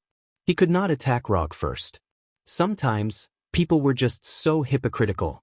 He clearly wanted to skin the other party alive, but he still forced himself to maintain this so-called attitude. Njord had to maintain his so-called dignity as the divine king, but Rog had no such concerns. He suddenly put his hands together and silently chanted, "Sage mode." In an instant, an astonishing amount of natural energy was absorbed into his body and mixed with his own chakra to form the immortal technique chakra. At the moment when red lines started to appear on his eyes and forehead, he immediately used the strongest move of the wood escape technique. Immortal technique would release thousands of hands, Buddha on top. In the beginning, there were still some Warner Protoss people who didn't understand why such a huge ring was built. Now, however, everyone understood the reason. When this incomparably large Buddha statue emerged from the ground, the originally incomparably wide arena instantly became insignificant. It wasn't just the ring that was affected. Even the spectator area outside the isolation belt was affected. This was also because Rog deliberately controlled the size of the Buddha statue in consideration of the environment. Otherwise, he could have created an amazing Buddha statue with a base diameter of more than 10 kilometers. Instead of just making a Buddha statue with a base diameter of less than 2 kilometers like now. But whether it was 2 kilometers or 10 kilometers, for Warner Protoss people whose average height was less than 2 meters, it was equally shocking. Seeing this terrifying Buddha statue that took only 1 or 2 seconds to form, the audience finally understood why Rog dared to challenge Njord in Warnerheim. People who could display this kind of move, in their view, were no different from the real divine king. Not only were the audience shocked by the Buddha statue, but even Njord also showed an expression of disbelief. He couldn't understand how Rog, who could barely fight with him a few years ago, could grow to this point in such a short time. How did he do it in just a few years? Warner Protoss people, who had an average lifespan of thousands of years, obviously had a different concept of time than Earthlings. Not to mention that they had such a long lifespan, even Earthlings with an average lifespan of less than 100 meters couldn't understand. After summoning the Buddha statue, Rog didn't immediately control the Buddha statue to attack. Instead, he took out the power gem that emitted a faint purple light from his shirt pocket and held it tightly in his right hand. The power gem that ordinary people couldn't touch directly didn't cause any damage to him.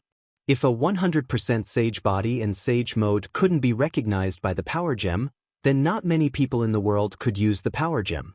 Looking at Njord, who didn't have any intention of leaving or hiding in the wreckage of the ring, Rog's face showed a smile. Njord lost. Although he didn't control the Buddha statue to attack, he was already sure that Njord lost. He just said in front of everyone that if he couldn't kill Njord in 3 moves, he would kill himself. It was actually a psychological tactic. He wanted to kill Njord in 3 moves. People who heard this sentence would first think that his 3rd move was the most powerful and terrifying attack. But in fact, he would directly use his most powerful attack in the 1st move and solve all problems in 1 move. The reason why he said 3 moves was to mislead Njord. And it turned out that his misdirection was effective. Njord, who was riding the huge saber-toothed tiger, didn't have any intention of dodging or leaving. Obviously, he planned to take his 1st move and calculate how powerful his remaining 2 moves would be. But Njord didn't expect that in Rog's plan, the remaining 2 moves didn't exist at all. 1 move, life and death. Under his control, the power gem's energy poured into the Buddha statue, making the originally green Buddha statue shine with a purple light. Looking at the purple light that suddenly appeared on the Buddha statue, Gulwig suddenly remembered something. But at this time, Rog controlled the Buddha statue to attack. Buddha on top. Rog put his palms together again and placed the power gem between his palms. Then, the fist behind the Buddha statue came to life in an instant, smashing toward Njord with the power to destroy heaven and earth. When the first fist of the Buddha statue arrived in front of Njord, Njord raised the golden trident in his hand. A pale blue hemispherical energy barrier completely enveloped him. Boom! A terrifying explosion rang out. The blue light and purple light mixed together, forming a dazzling ball of light. Before the sound of the explosion could reach the ears of the surrounding audience, the Buddha statue's 2nd fist came crashing down.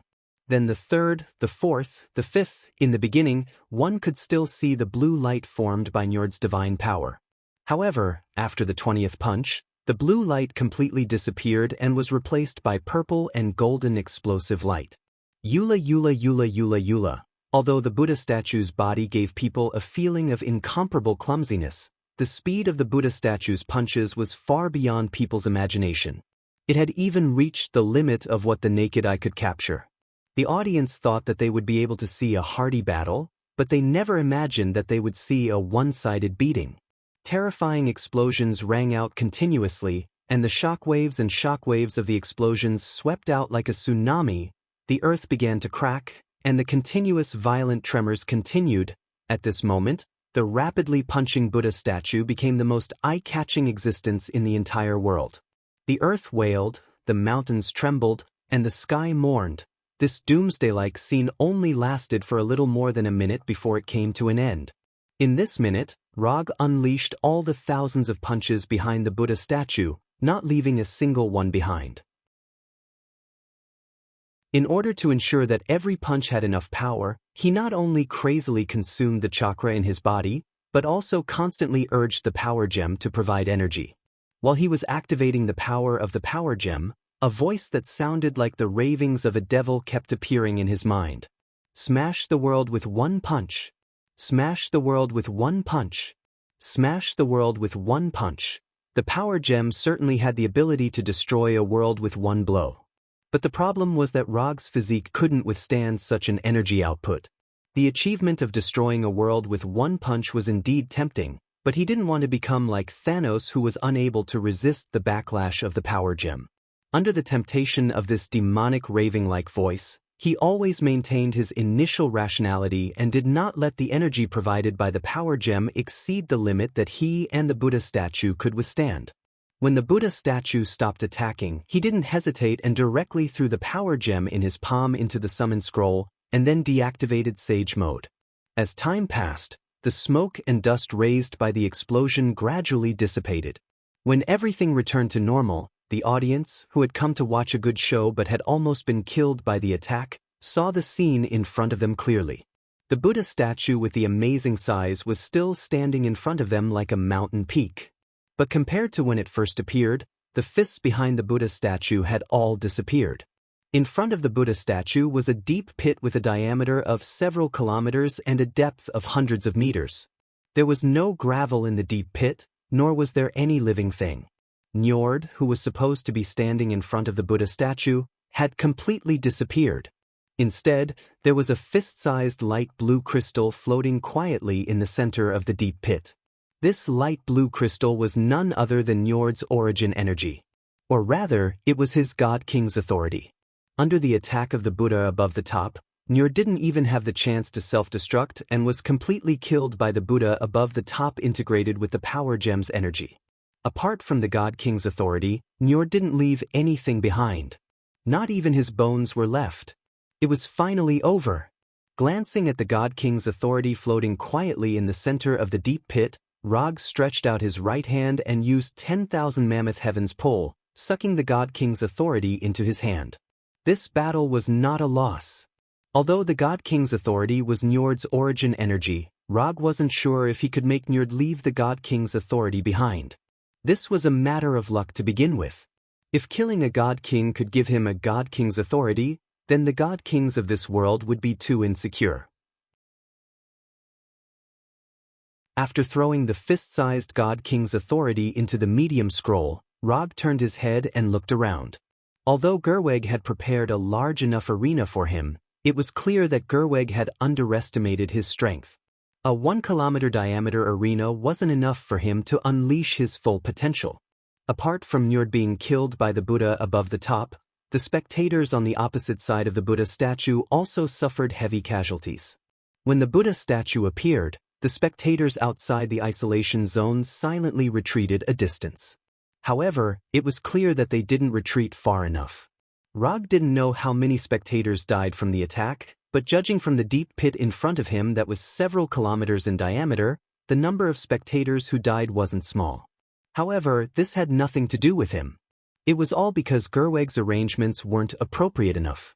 And these spectators obviously forgot a very important thing. That is, the battle between the strong wasn't something that everyone was qualified to watch. Sometimes, watching the fun also comes with a price. The battle between the fourth Hokage Rog and the God King Njord ended in a way that no one expected. After the death of Njord, Gerweg succeeded as the God King and issued a series of decrees. Although there were many of these God King decrees, they could be summed up in a few words. They were all militaristic and fighting to the death. After the battle with Njord, Rog didn't directly return to the royal city, but rested for a few days in the manor on the outskirts. After spending a few days with Hinata, which everyone was very satisfied with, he returned to the royal city alone, then took Gerweg's order and walked into the library that only the members of the Warner Protoss royal family could enter. Although he asked Gerweg for a month's browsing permission, Rog didn't stay in the library for a month. After the attendant told him that Gerweg agreed to let him take away a copy of any book in the library, he did not stand on ceremony with Gerweg and took away all the copies of the books in the royal library in one fell swoop. As a result, he didn't spend much time in the library. In total, he spent less than 5 days in the library.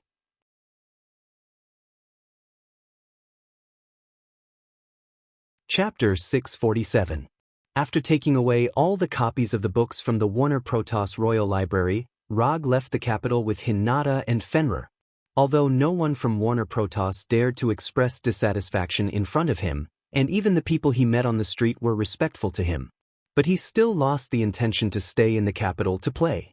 Traveling was always like that. Before you come, you always feel that the destination is full of scenery. But as long as you go to the destination or stay for a while, you will feel that this place is just like that. This is how Rog feels now. So after getting the reward he deserved, he directly left with Hinata and Fenrir. As for the elf girl Rosie who was auctioned by him, she was sent back to Konoha in advance. If it was calculated based on the length of the journey, Kuroto and Hinata's journey was already over. However, before returning to Konoha, he still had a small matter to deal with, that is, the abnormality after Fenrir swallowed the Black Panther god Batet. In Fenrir's head, there is still a hexagonal crystal that is neither a godhead nor an energy core. As Fenrir's master, he needs to help Fenrir solve this problem before returning to Konoha. After all, this is also the obligation of a poop picker. Less than half a day after leaving the capital, Rog confirmed the location of Hel, the goddess of death, and used the portal magic to directly come to Hel's army camp. At this time, Hel was in the camp of the main army composed of frost giants and flame giants. Only when Hel was the commander of the army, frost giants and flame giants, two races with completely different energy attributes, could peacefully coexist in the same camp. The appearance of the golden light portal immediately attracted the attention of frost giants and flame giants. But before they had time to surround it, they saw Fenrir coming out of the portal, as well as Rog and Hinata, who were sitting on Fenrir's back. Although the flame giants didn't know Fenrir, they recognized Rog sitting on Fenrir's back. This is the fierce person who killed their former king. Rog did not care about these frost giants and flame giants, and directly drove Fenrir toward Hila's main tent. Just as Fenrir was about to reach Hila's main tent, Hila, who was wearing a dark green battle suit, walked out of the tent. "It really is you. What is it this time?" Hila looked up at Fenrir and Hinata, then said to Rog, "Fenrir has a small problem now. I'm not sure what's going on, and I don't have a solution. So, if you don't mind, I hope you can help me take a look." After that, Rog let Fenrir lie down and pointed at Fenrir's head. I fed him a small piece of divinity, and then a strange crystal appeared in his brain. Rog explained the ins and outs of the matter. "Godhead? Ha. As expected of you. Only you can do such a thing. Ha." After hearing Rog's words, Hila laughed without restraint. She laughed like a queen. After laughing at Rog, Hila pointed to Hinata standing behind him and said, "Who is she to you? Girlfriend or wife?" Rog did not expect Hila to ask this question. He, who had been trained by Hinata to have a desire to survive, did not even think about it and directly said, "Her name is Hinata, now girlfriend, wife in the future." "You have good taste and so does she." After that, Hila took back her gaze from Hinata and went straight to Fenrir. Seeing his former master come to him, Fenrir wanted to express his enthusiasm. However, when he saw Rog beside him, he decisively dismissed the thought. He laid on the ground without moving, not daring to show any signs of intimacy. Hela raised her right hand and gently stroked Fenrir's head, then controlled the divine power of death to surge into Fenrir's head. Hela's perception lasted for more than a minute before it ended. After retracting her right hand, she slowly said, "Fenrir is not much of a problem. It's just that his current body can't support him to condense his own godhead. Fenrir was resurrected by you. You should know that Fenrir is not a complete life, and his soul is still in an incomplete state. If I'm not wrong, you should have reached some cooperation with the Lord of Hell, Mephisto, and used part of Mephisto's power to finally resurrect Fenrir. Normally, there is no problem with this method of resurrection, but the Fenrir resurrected in this way is not a complete Fenrir. But you don't have the divine power of death, so it's normal that you can't notice this." Hela explained Fenrir's current state. Although she did not say it, Rog could already see that Hela had a way to repair Fenrir's soul. "What do you want?" Rog said directly. "Do you still have the Godhead fragment that Fenrir swallowed? If you do, I want that Godhead fragment. If you don't, then you can only follow my army for a while." Hela said the reward she needed. For her who has almost touched the threshold of Divine Father, although the Godhead fragment of the Black Panther god Batet is not particularly useful, it is still a good reward. "I just have one more." After saying that, Rog used the psychic technique to summon the remaining Godhead fragment. After receiving the Godhead fragment from Rog, Hela suddenly raised her eyebrows and continued, "I heard that you killed Njord a few days ago and got his Godhead authority. This can't be given to you. I have use for myself. Although Njord's Godhead authority is inconsistent with his ninja path, it is still an extremely rare and precious item. More importantly, the Godhead authority can allow him to further enhance his physique and strength after eating the chakra fruit. Therefore, Njord's Godhead authority, he will not give it to Hela no matter what. Njord himself inherited the authority of the previous Godhead, so he took the crucial step and was promoted to the Godhead. If he gives Njord's Godhead authority to Hela, he can guarantee that in a few days, Hela will become the Godhead, the so-called Divine Father. I'm just asking, I don't plan to take it. Although I don't have much contact with this old woman, I know that she is a very scheming woman. You took away Njord's Godhead authority, you have to be more careful yourself, that old woman is not as simple as you think." Hela glanced at Rog and said slowly, "Thank you, I will be careful. Well, there is nothing else. Fenrir will stay with me for a while, about a month or so on Earth. You can come and pick him up then." "No problem, thank you for your hard work." After patting Fenrir, who still hadn't reacted, Roger left with Hinata and opened the portal back to Konoha's hidden village. Rog is not worried that Fenrir will not want to return to his side after staying with Hela for a month. To some extent, Fenrir is a wolf with good morals. He will not make unwise choices that endanger his life. More importantly, Hela will not rob him of Fenrir. If Hela wants to get Fenrir back, she has a more effective way. For example, consuming one of Rog's 3 promises. Compared with when he left, Konoha's hidden village has not changed much. The infrastructure and expansion work that should be carried out is still continuing, and the interstellar trade that should be carried out is also constantly being carried out. In other words, whether Rog is in Konoha's hidden village or not, it will not have any impact on the development of Konoha's hidden village. Of course, when Konoha is invaded by a powerful foreign enemy, Rog, the 4th Hokage, can play a role. After returning to Konoha's hidden village, Hinata just returned to the Hokage's mansion to change her clothes, and then went to the Hokage building with Roki, who was sent back in advance. Hinata took her new personal assistant Roki to the Hokage building, while Rog went alone to the lush forest outside Konoha's hidden village. With the various plants provided by Igo, the planet Tatooine has been completely restored. Just by looking at the current environment of Tatooine, it is completely impossible to imagine that it was a desert a few years ago. This is my planet. Rog himself didn't expect that after coming to this world, he would have a planet that completely belongs to him. This is more than a difference for him who almost couldn't afford to pay the rent before. After calming down, he summoned the silver surfboard of the Silver Shadowman. Because he wanted to challenge Njord, he didn't study this surfboard seriously. After returning to his own territory, he finally had time to satisfy some of his little curiosity. However, he didn't expect that his research on the silver surfboard would take more than half a month. The location of the research was also moved from the forest outside the village to the laboratory in the village. After more than half a month of research, he can basically be sure that the former owner of the surfboard, the Silver Shadowman, is not dead, but he doesn't know where he fell.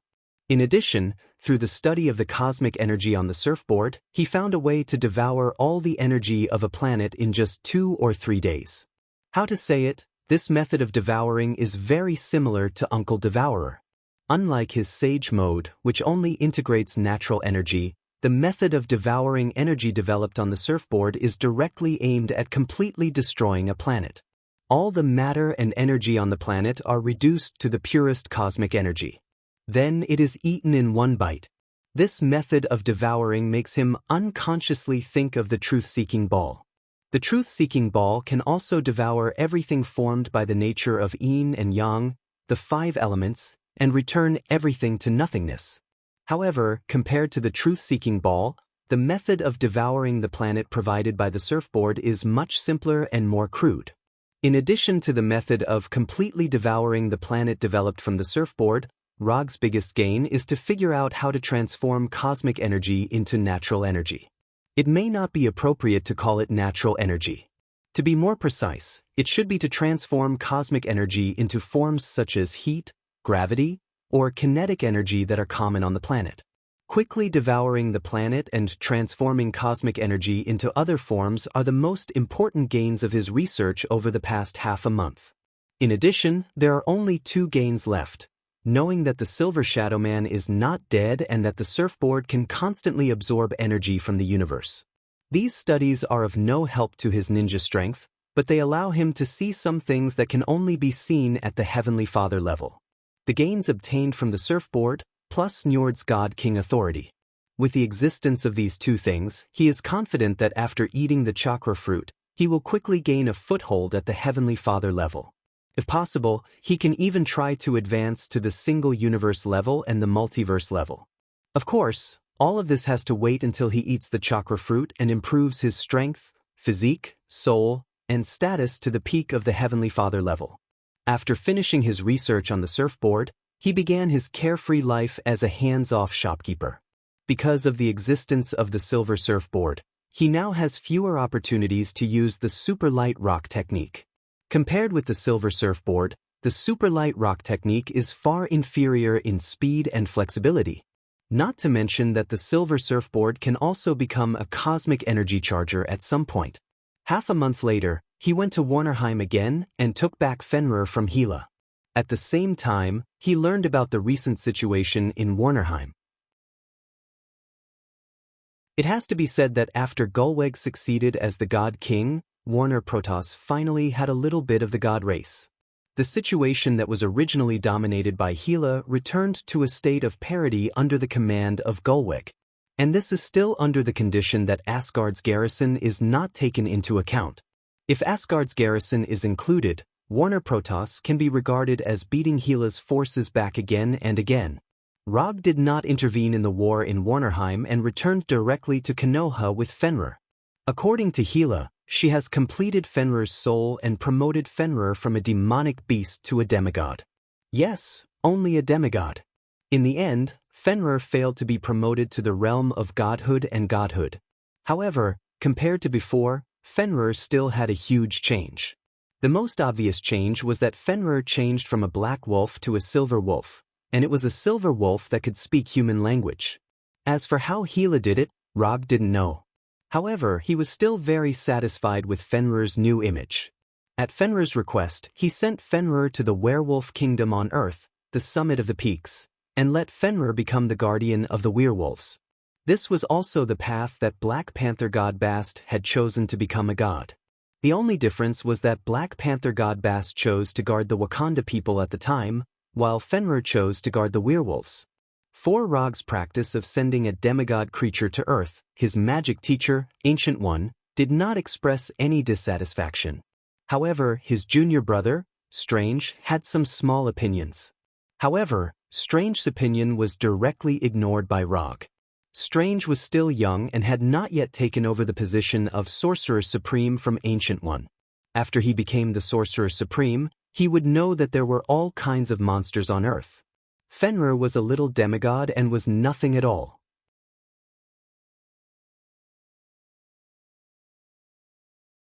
Chapter 648.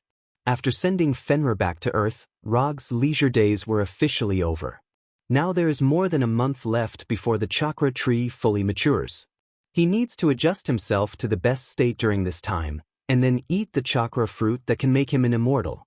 In fact, other than adjusting his condition, there was nothing else he could do. If possible, he also needs to raise the resonance of QB in his body to the level of complete compatibility.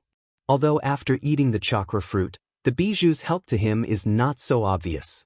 But in any case, QB was exchanged for 2,000 ninja coins. It's not in his character to waste it like this. When Rog put all his attention on the adjustment of his state and the improvement of QB's resonance, his already amazing chakra amount is constantly increasing.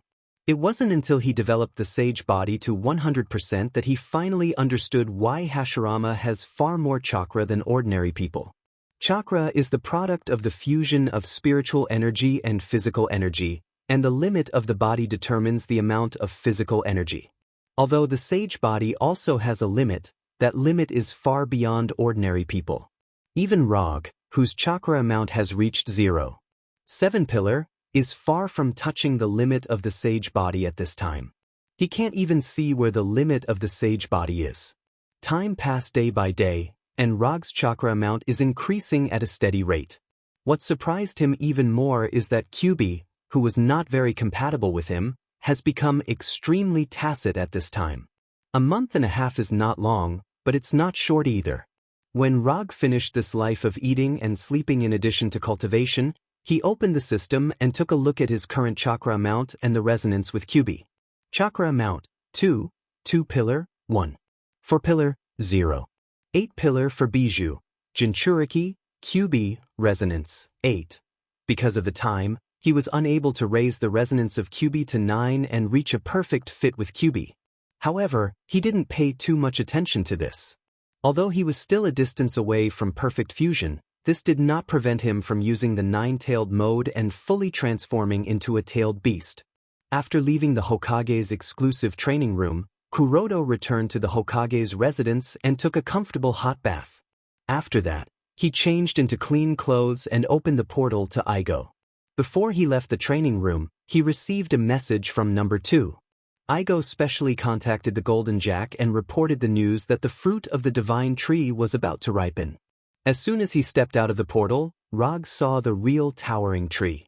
Glancing at the 1,000-meter-tall tree of God, he sighed emotionally. After waiting for so long, this day had finally arrived. As soon as the portal behind him disappeared, Igo, who was completely formed by energy, appeared in front of him. Compared to before, Igo's appearance now looked even older. Although Igo had a head full of white hair in the past, he didn't look old at all.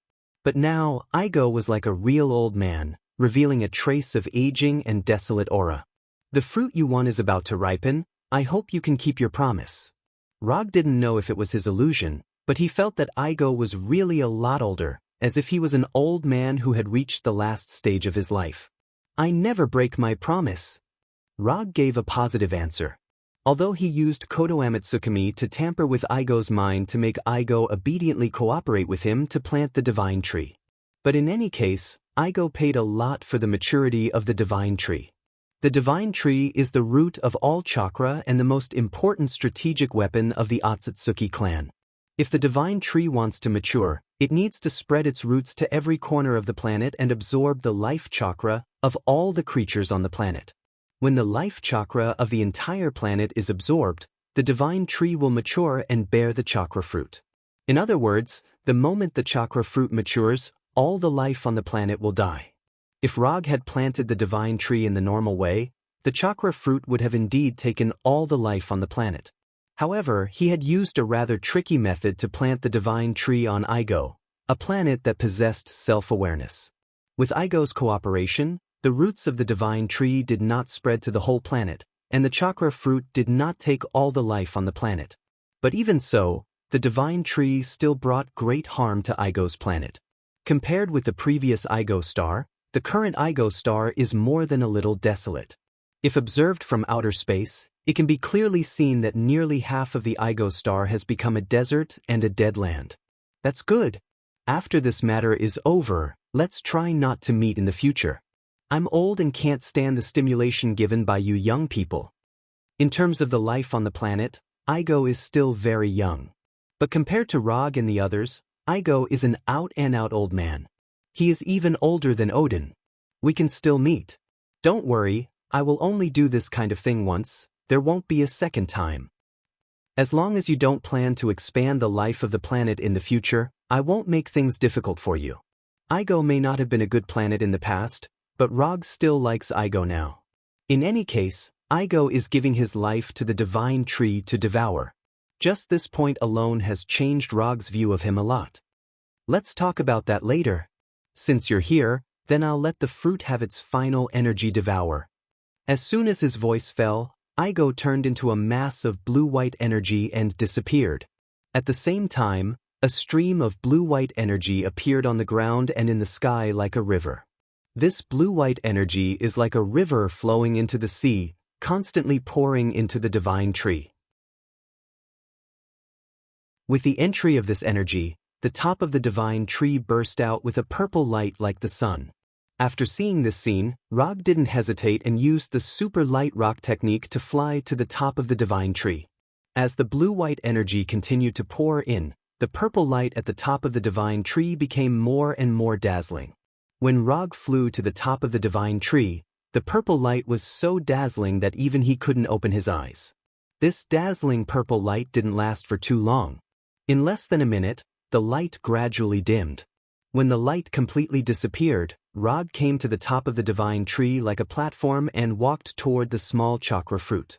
Compared to the huge body of the divine tree, the chakra fruit is so small that it makes people wonder if the fruit is ripe or not.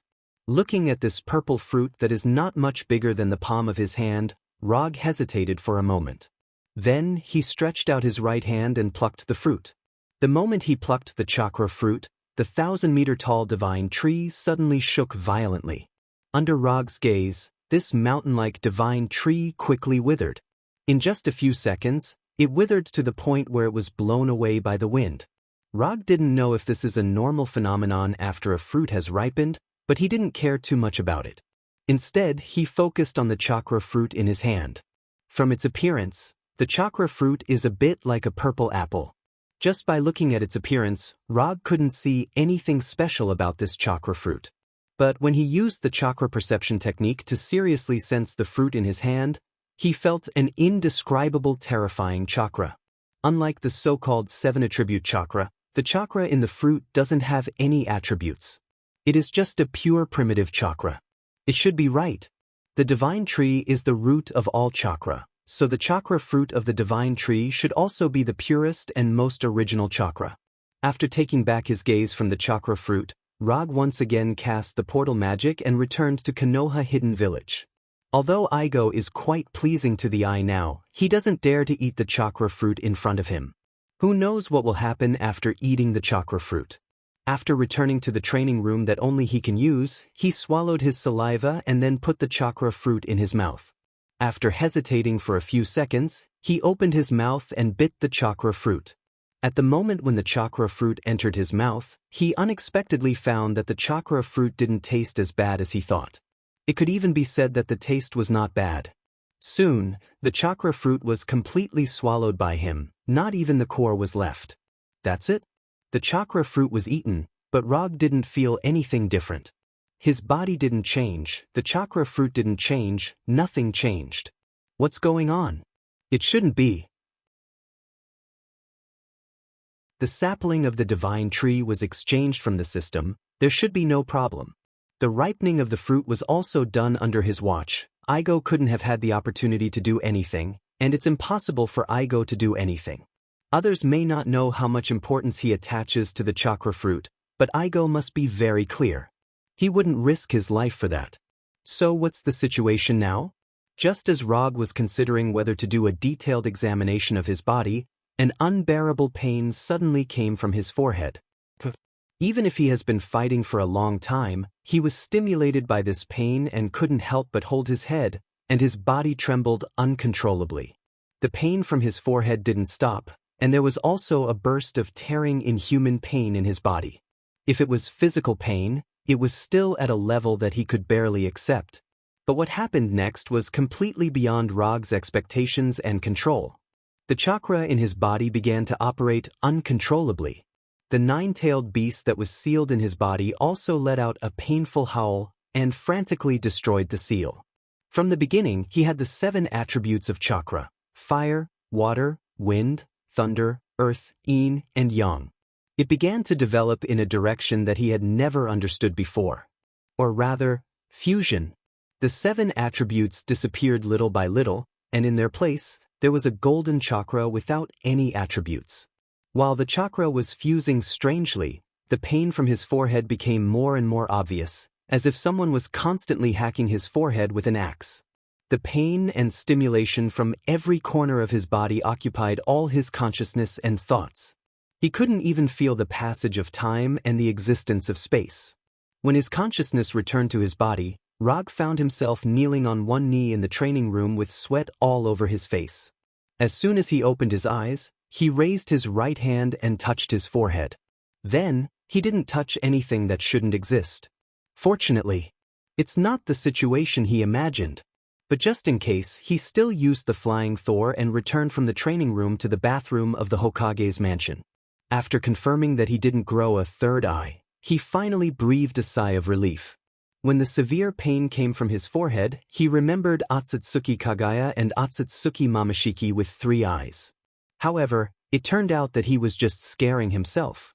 As a normal person on Earth, he didn't want to grow an eye on his forehead that shouldn't exist. Even if that eye is Rinnegan, it's still not good. Although there was no new Rinnegan on his forehead, the Rinnegan in his right eye was a little different from before. The Rinnegan in his right eye was an ordinary lavender Rinnegan. At this time, his Rinnegan has become golden Rinnegan. What's more different is that on the circle of Rinnegan, there is a black Magatama. He counted a total of 9 Magatama. After counting the Magatama in his right eye, he looked at his left eye. His left eye, which was supposed to be Sharingan, has also become golden Rinnegan, and it also has Magatama. But unlike the 9 Magatama in his right eye, his left eye only has 6 Magatama. At this time, is there still a sense of asymmetry? Thinking of this in his heart, he guessed a reason that is very likely to be the truth. After his right eye became Rinnegan, there was already an imbalance in strength between his 2 eyes. And this imbalance was still there after he ate the chakra fruit. The right eye was originally an ordinary Rinnegan. Under the strengthening of the chakra fruit, it was strengthened to 9 Magatama Rinnegan. And the left eye, which was originally Manjikyu Sharingan, was strengthened to 6 Magatama Rinnegan. If he knew this would happen, he should have upgraded both eyes to Rinnegan. After complaining about himself being lazy before, he took off his clothes that were completely soaked in sweat and began to take a bath again.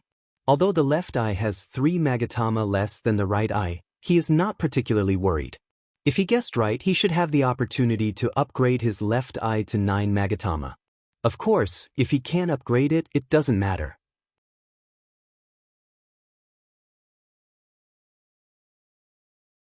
Chapter 649. The 2 eyes were different, and it wasn't a day or two for Rog. And the power of the 6 Tomo Rinnegan may not be weaker than the 9 Tomo Rinnegan. If used well, not to mention the 6 Tomo Rinnegan, even the ordinary Rinnegan would be amazing. Rog, who was lying in the bathtub, suddenly had a feeling of temporarily losing his goal. This feeling, not long after he got Kyuubi, he also had once. At that time, it was Xiaohei who let him regain his goal. But now, this sense of emptiness of losing his goal once again emerged in his mind. While thinking, he suddenly remembered Thanos, who he didn't know where he went. Thanos was reincarnated from his Edo Tensei. Strictly speaking, Thanos is also his summon beast. But because he didn't bury a technique on Thanos, his control of Thanos is far less than the control of Punisher. Not to mention control, he doesn't even know where Thanos is and whether he is still alive. As the caster, he can indeed sense the location of the Edo Tensei. But ninjutsu is not omnipotent, and his sensing range is not large enough to cover the entire universe. Even the Punisher on Earth, he can only sense a general direction now. Counting it, there is only half a year left before the final battle with Thanos. He doesn't know if Thanos can restore himself to his normal state before the day of the final battle. Although Rog gave some suggestions to Thanos and asked him to find the help of Death, one of the 5 gods of creation in the universe, but whether Thanos can find Death, and whether Death is willing to really resurrect Thanos, no one can say for sure. In some parallel universes, Death took a fancy to Thanos, but this doesn't mean that Death in this world can also take a fancy to Thanos. Time passed a little bit, and after taking a hot bath for more than half an hour, he finally left the bathroom and changed into a clean set of clothes. Although he doesn't know the specific situation of Thanos, he still intends to implement it according to the established plan, that is, to use this half a year to completely stabilize his strength and then have a final battle with Thanos. After enjoying an authentic Chinese meal in the Hokage's residence, Kuroto returned to the training room with the Flying Thunder God. He ate the chakra fruit, and he also got the 9 Tomo Rinnegan of Otsutsuki Kagaya and the 6 Tomo Rinnegan of Uchiha Sasuke. However, he did not fully understand the state of his body. The 2 Magatama eyes were the most obvious change. Inside the invisible body, there might be some unexpected changes that he couldn't foresee. First, he checked his chakra. Compared to his previous 7-attribute chakra, his current chakra no longer had any attributes. Its color had also changed from light blue to gold. He condensed a Rasengan in his right hand, and then he saw a golden Rasengan. Although he personally preferred the previous blue Rasengan, the gold one looked okay. It gave off a feeling that it was very expensive. After confirming that there was no damage to his meridians and organs, he allowed his consciousness to enter the 8-trigram seal. The internal space in the 8-trigram seal looked no different from before. It was still a huge cave, with a pool of water in the cave and a closed metal door in the innermost part. The environment didn't seem to have changed, but the problem was that QB, who should have stayed in the sealed door, was gone. What happened? When he was suffering from the pain caused by the chakra fruit, he vaguely felt QB going berserk. But at that time, he was in extreme pain, so he didn't pay attention to QB. After entering the sealed space, he suddenly remembered this matter. Rog frowned as he walked up to the seal gate. He raised his head and looked at the seal talisman that was still intact. The seal is still there, so QB should still be there. But the problem is that QB, who was lying on the door all day, is gone. Eating the chakra fruit will cause the disappearance of Bijou? This thought appeared in Rog's mind for the first time. But this guess was quickly thrown to the back of his mind. After opening the system and taking a look, he found that his Jinchuriki column was still there, which was unexpected. He was still QB's Jinchuriki. So the question is, where did QB go? I spent 2,000 ninja coins to exchange for the complete QB. Thinking of the pain he suffered when he accumulated ninja coins, he directly condensed the golden chakra hand and tore the seal on the door. Then he pushed open the tens of meters high metal door. Bang! The metal door slammed heavily on the wall of the cave, shaking a lot of huge stones. Rog ignored the falling stones and went straight into the dark cave where the fire couldn't illuminate. However, just as he moved more than 10 meters, a claw bigger than a person attacked him. Rog didn't dodge, he directly raised his right hand and grabbed one of the claws, holding the right hand that was similar to a human's hand. It turned out to be waiting for me here. After tearing the seal on the door, he felt QB's chakra, and then he understood QB's idea. Although QB in his body is not as spiritual as Kurama, he also has his own thoughts. Although it's the instinctive thinking of a beast, it's enough to make some choices. For example, after suffering some inexplicable disaster, QB chose to attack him as a Jinchuriki. Before eating the chakra fruit, Rog was confident that he could directly suppress QB with Manjikyu Sharingan. Not to mention that he now has 2 Magatama Rinnegan. Without any thinking, he directly urged the eye power of Rinnegan and let these invisible eye power fall on QB, who was hiding in the shadows. In less than a second, QB, who had a strong killing intent towards him, was forcibly tamed by him. After suppressing QB with dojutsu, he stretched out his left hand and snapped his fingers, and a cluster of flames appeared out of thin air in the cave. Under the illumination of the flames, he slowly said to QB, who could fully understand what he said, "This is the last time I discuss this with you. If you still don't agree, I won't force you in the future, but you won't have any chance to perceive the outside world, so I hope you can answer me after serious consideration. Are you willing to lend me all your power without reservation?" Rog has tried many methods to improve the resonance between himself and QB. But no matter how he deals with it, there is always a looming barrier between him and QB. This is why he has been unable to increase the resonance to 9. After eating the chakra fruit, or to be precise, after obtaining Magatama Rinnegan, he finally knew what the problem was. He is not Naruto, and QB is not Kurama with enough wisdom. It is impossible for him to achieve a perfect fit with QB using Naruto's method. Kurama has the same wisdom as humans, so he can understand Naruto and is willing to be Naruto's most reliable friend. But QB in front of him can't do this. Because from the beginning to the end, QB in front of him is a bijou with beast instincts. There is only one way to make a beast fully recognize you and obey you, that is, to completely beat it and let it know who is the master. So Rog doesn't intend to reason with QB, nor does he intend to have a friendly conversation with him. He wants to use his fist to let QB know who is the real boss. After saying that, he put down QB's paw and silently waited for QB's response. Although QB can't speak, he is sure that QB definitely knows what he is saying. Even a pet dog can roughly understand the master's meaning. As a bijou, QB can't understand his meaning. 5 seconds, 10 seconds, 20 seconds, Rog didn't urge QB, but quietly stood in front of QB. He gave QB 1 minute. If QB doesn't respond or refuse him within a minute, then he will let QB completely lose the opportunity to perceive the outside world. QB does have a lot of chakra, but for him who has eaten the chakra fruit, chakra is no longer a problem. Except for the QB mode and the complete bijou mode, QB's value to him has dropped to a dispensable state. 50 seconds, 55 seconds, just when Rog was about to turn around and leave the cave, and then completely seal QB in the cave, QB finally gave a response. QB put away his paw, clenched his right hand into a fist, and then put his huge fist in front of Rog. Fist bump? Although his QB is not Kurama, he still retains the habit of fist bumping.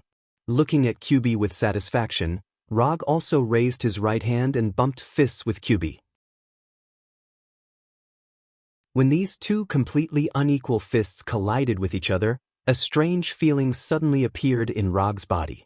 Without opening the system page, he knew that this strange feeling was the feeling of perfect resonance. QB finally completely recognized him. From today onwards, you'll be called 9 Circles. Rog, who is bad at naming, gave QB a new name that he thought was okay. However, as soon as he said the name, QB put his fist away. Dissatisfaction was written all over his face. You don't like 9 circles, what about 90,000? QB continued to shake his head. 90,000 is not enough, what about 9 ropes? QB still shook his head. Last time, 9 luminaries. If you still don't like this name, then you can only be called 9 circles. Although QB did not understand what 9 luminaries meant, he knew that the name 9 luminaries was already much better than 9 circles and 90,000. After seeing QB, no, now it should be 9 luminaries nodding satisfactorily, Rog continued, I won't put the seal back, you can move freely in this relatively spacious space. If there is a chance in the future, I will find a way to let you go outside and experience the real world. 9 luminaries gave him face, so Rog would certainly consider 9 luminaries' behalf. Of course, it was impossible to let 9 luminaries completely leave the seal, but he could use the reality gem to create a temporary shell for 9 luminaries and let it experience the real world for a period of time in the outside world, just like what he did on Titan Star. After dealing with 9 luminaries, his consciousness returned to his body and he continued to check his condition. More than half an hour later, he finished checking his body.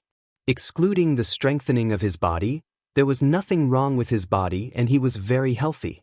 There were no hidden injuries, there was nothing wrong with him, his meridian system was intact, and the amount of chakra was also very satisfactory.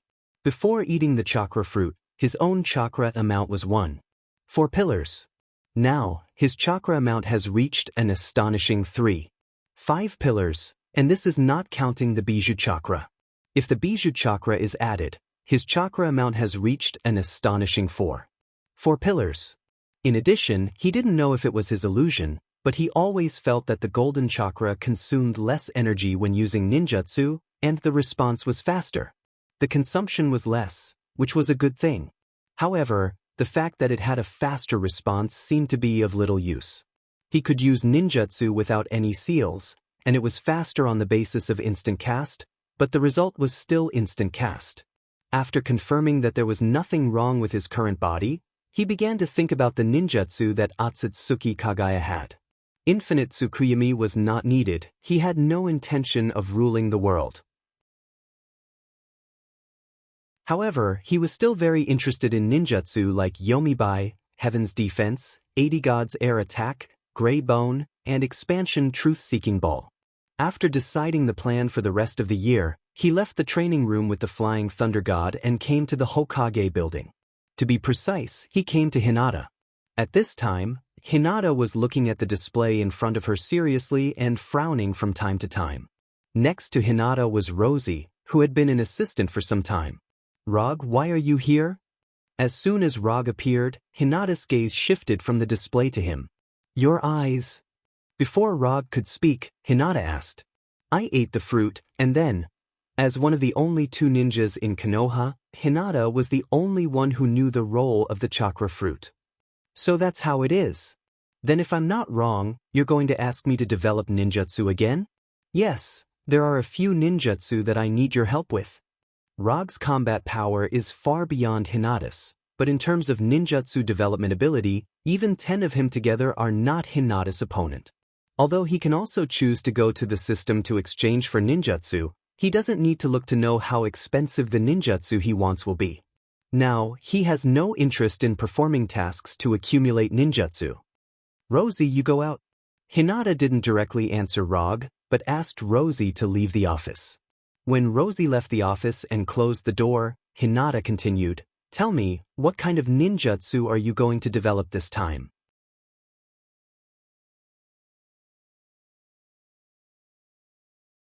Chapter 650. After sorting out the language, Rog told Hinata about the Sharingan ninjutsu he wanted to learn.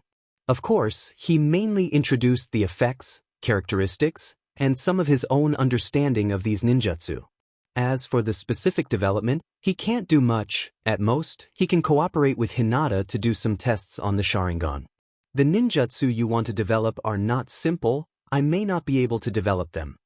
After listening to Rog's description, Hinata frowned and answered. If possible, she certainly hopes that she can meet all the requirements made by Rog. But some things can't be done just because she wants to. Although Hinata has the Byakugan, she only has the Byakugan. Not to mention the Sharingan, she doesn't even know much about the ordinary Rinnegan. It doesn't matter, just do your best. Looking at Hinata's dignified expression, Rog felt that he was a bit too irresponsible as the 4th Hokage. Not to mention Tobirama, who is a master of ninjutsu research and development. Even compared to the other Hokage, his ninjutsu research and development ability is far inferior. Even the 7th Hokage, Naruto, who is known as a wall hanger, has at least developed a dozen or 20 different ninjutsu. "Okay, then wait for me, I will transfer the work at hand to number 2. After saying that, Hinata delegated all the work that she is currently dealing with and may need to deal with in the future to number 2, who never asks for overtime pay. After completing the handover of work, she stretched out her right hand towards Rog. Rog didn't hesitate and smiled and took Hinata's hand. Then the 2 disappeared from the office together. Although Hinata's ability to develop and learn ninjutsu is amazing, for some reason she can't learn the Flying Thor ninjutsu. Even if Rog personally taught her, it didn't help. After several attempts, Hinata also gave up learning the flying Thor. Through the Thor, Rog and Hinata arrived at Hinata's personal laboratory. Although Rog is the Hokage in the village, the laboratory with the highest specifications is not his laboratory, but Hinata's. What he owned was the training room with the highest specifications. After arriving at the laboratory, Hinata went straight to the 5-meter-long test bench and put on the white coat hanging on the side. Then he took out a syringe. Seeing these needles of different sizes, Rog unconsciously swallowed his saliva, and then came to Hinata as if he had accepted his fate. There was nothing wrong with Hinata doing experiments. The only drawback was that it consumed a lot of HP.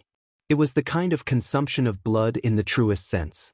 When Hinata collected enough blood samples, she checked Rog from top to bottom, from inside to outside. After that, she drove Rog out of the laboratory. The rest is Hinata's battlefield. In this regard, there wasn't much Log could do to help. To be precise, he could only provide experimental samples and test targets. After coming out of Hinata's exclusive laboratory, Rog didn't plan to return to Earth or go anywhere else. He returned to his Hokage's residence alone and put on the Kree Empire's console game helmet. Professional things should be left to the professionals. This is the principle he has always believed in. Although it seems that he is lazy, for Hinata, as long as he doesn't cause trouble, he is the best help. Hinata was studying Rog's Sharingan ninjutsu according to his current physical condition, while Rog was playing virtual games to pass the time. Time passed day by day. Soon, a week had passed. As Hinata predicted, it was extremely difficult to develop Sharingan ninjutsu such as Ryuban, Heaven's Defense, and 80 God's Air Attack. A week has passed, and Hinata still hasn't figured out the principles of these jutsu, let alone successfully developing them. Although she encountered a bottleneck in the development of these ninjutsu, through the study of Sharingan, Hinata accidentally got the idea of further developing the Byakugan. For example, using the Byakugan to release genjutsu, or releasing pressure from a distance, etc. When Hinata told Rog about her findings, Rog couldn't help but take a deep breath. As far as he knows, only Otsutsuki Kagaya can release genjutsu and pressure with the Byakugan. He didn't disclose this to Hinata. But he didn't expect that when Hinata was developing Sharingan ninjutsu, she would accidentally discover this. Hinata wouldn't show signs of developing into Otsutsuki Kagaya, right? However, if Hinata is really developing into Otsutsuki Kagaya, it seems to be a good thing. Looking at Hinata's face full of collagen and still as pure as a minor, Rog's mind was filled with some unhealthy images. After expelling these messy thoughts from his mind, he first confirmed Hinata's discovery of the further development of the Byakugan, and then let Hinata return her attention to the study of Sharingan. The further development of the Byakugan can be solved later. But the ninjutsu of Sharingan, he will need to use them in half a year. When Hinata returned her energy to the development of Sharingan and those ninjutsu, Rog also ended his decadent life that he maintained for a week and left Tatooine on his silver surfboard. Of course, before leaving Tatooine he said hello to Hinata, lest she need to find him but don't know where to find him. Through the portal, he returned to Earth. However, he didn't return to Konoha's headquarters in Washington, nor did he return to New York where he first wandered. Instead, he came to the Werewolf Kingdom, the summit of the peaks. Counting the days, Fenrir has been back as the guardian of the werewolves for some time. He wanted to see how Fenrir has been doing recently, and by the way, see how Bulin and the other werewolves have built the kingdom. Compared with the last time he came, the summit of the peaks has changed a lot. In the previous summit of the peaks, there were only Bulin and other werewolves, as well as the Wakanda people who have been reduced to slaves. But now, the summit of the peaks has opened foreign trade. What he didn't expect was that Bulin and others also formed a private security company and began to accept some security tasks. Strictly speaking, Bulin and others still belong to Konoha's establishment and are members of Konoha's armed forces. But since Rog handed over Wakanda to the werewolves, Bulin and others rarely appear in Konoha.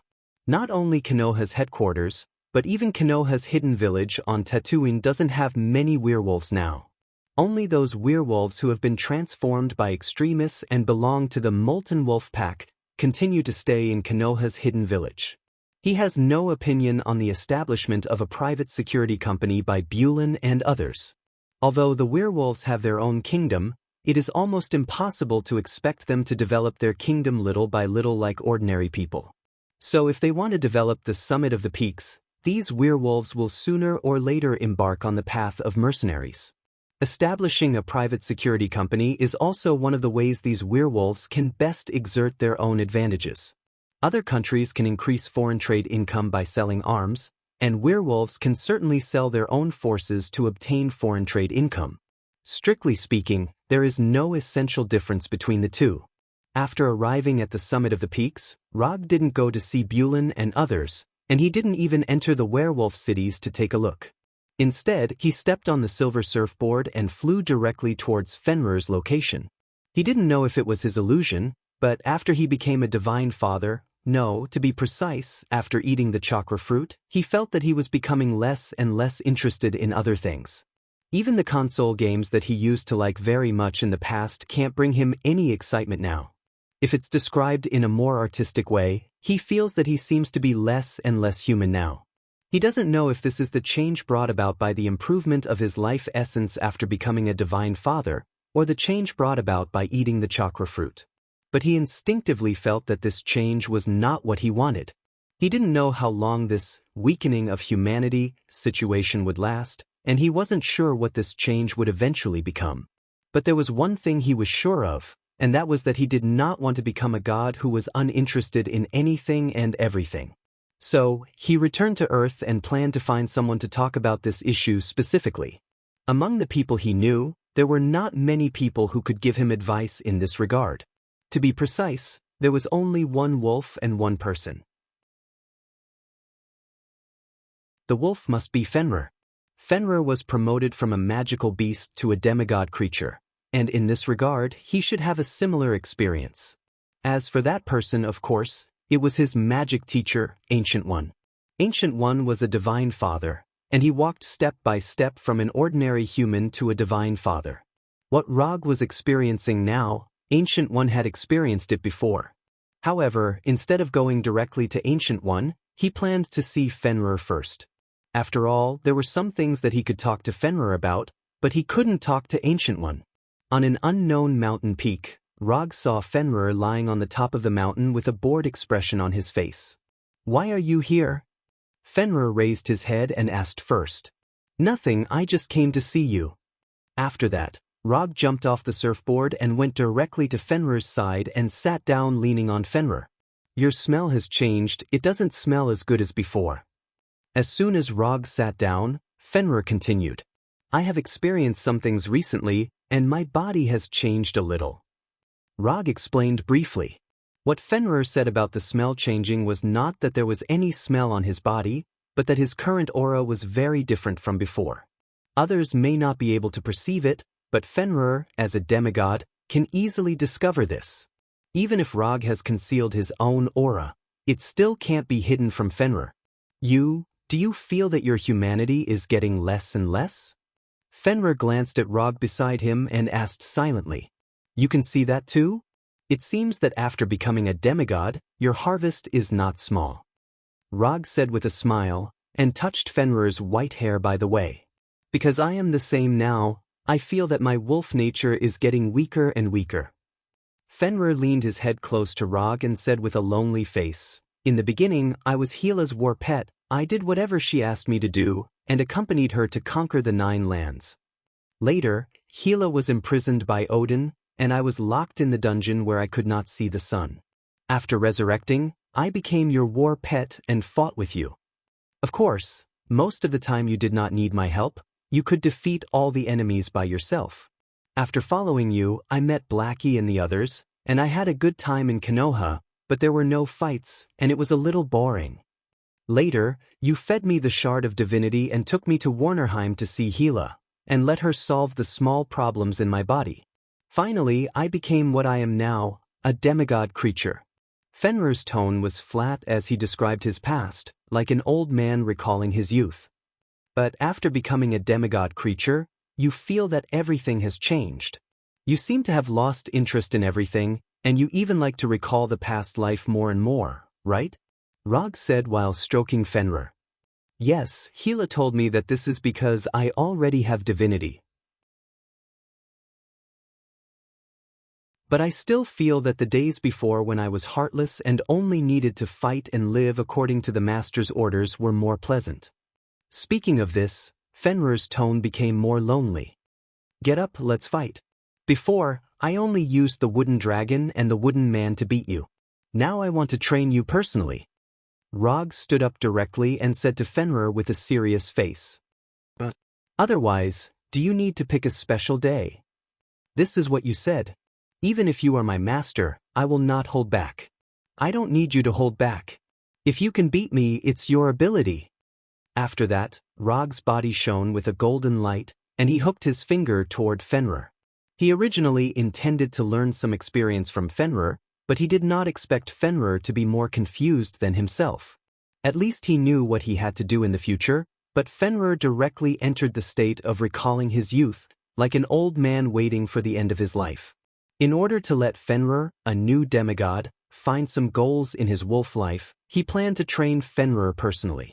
At the same time, he wanted to test how strong he was as a heavenly father. When Rog's body shone with a golden light, Fenrir also stood up and looked at him condescendingly. Then, a claw was sent toward him. Heavenly Father Rog versus demigod Fenrir. It officially began.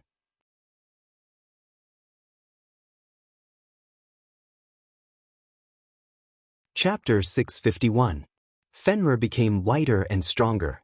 But in front of Rog, who ate the chakra fruit, it was still not enough. Although Fenrir had worked very hard, and even used all his strength, the results still did not change. More than 10 minutes later, Fenrir was lying on the ground on the top of the mountain which had collapsed beyond recognition. It stretched out its red tongue and gasped for air. In terms of time, Fenrir's performance this time was already very good. After all, Rog was now a godfather. But the problem was that in the process of fighting with Fenrir, Rog didn't use a heavy hand, and he didn't even release ninjutsu.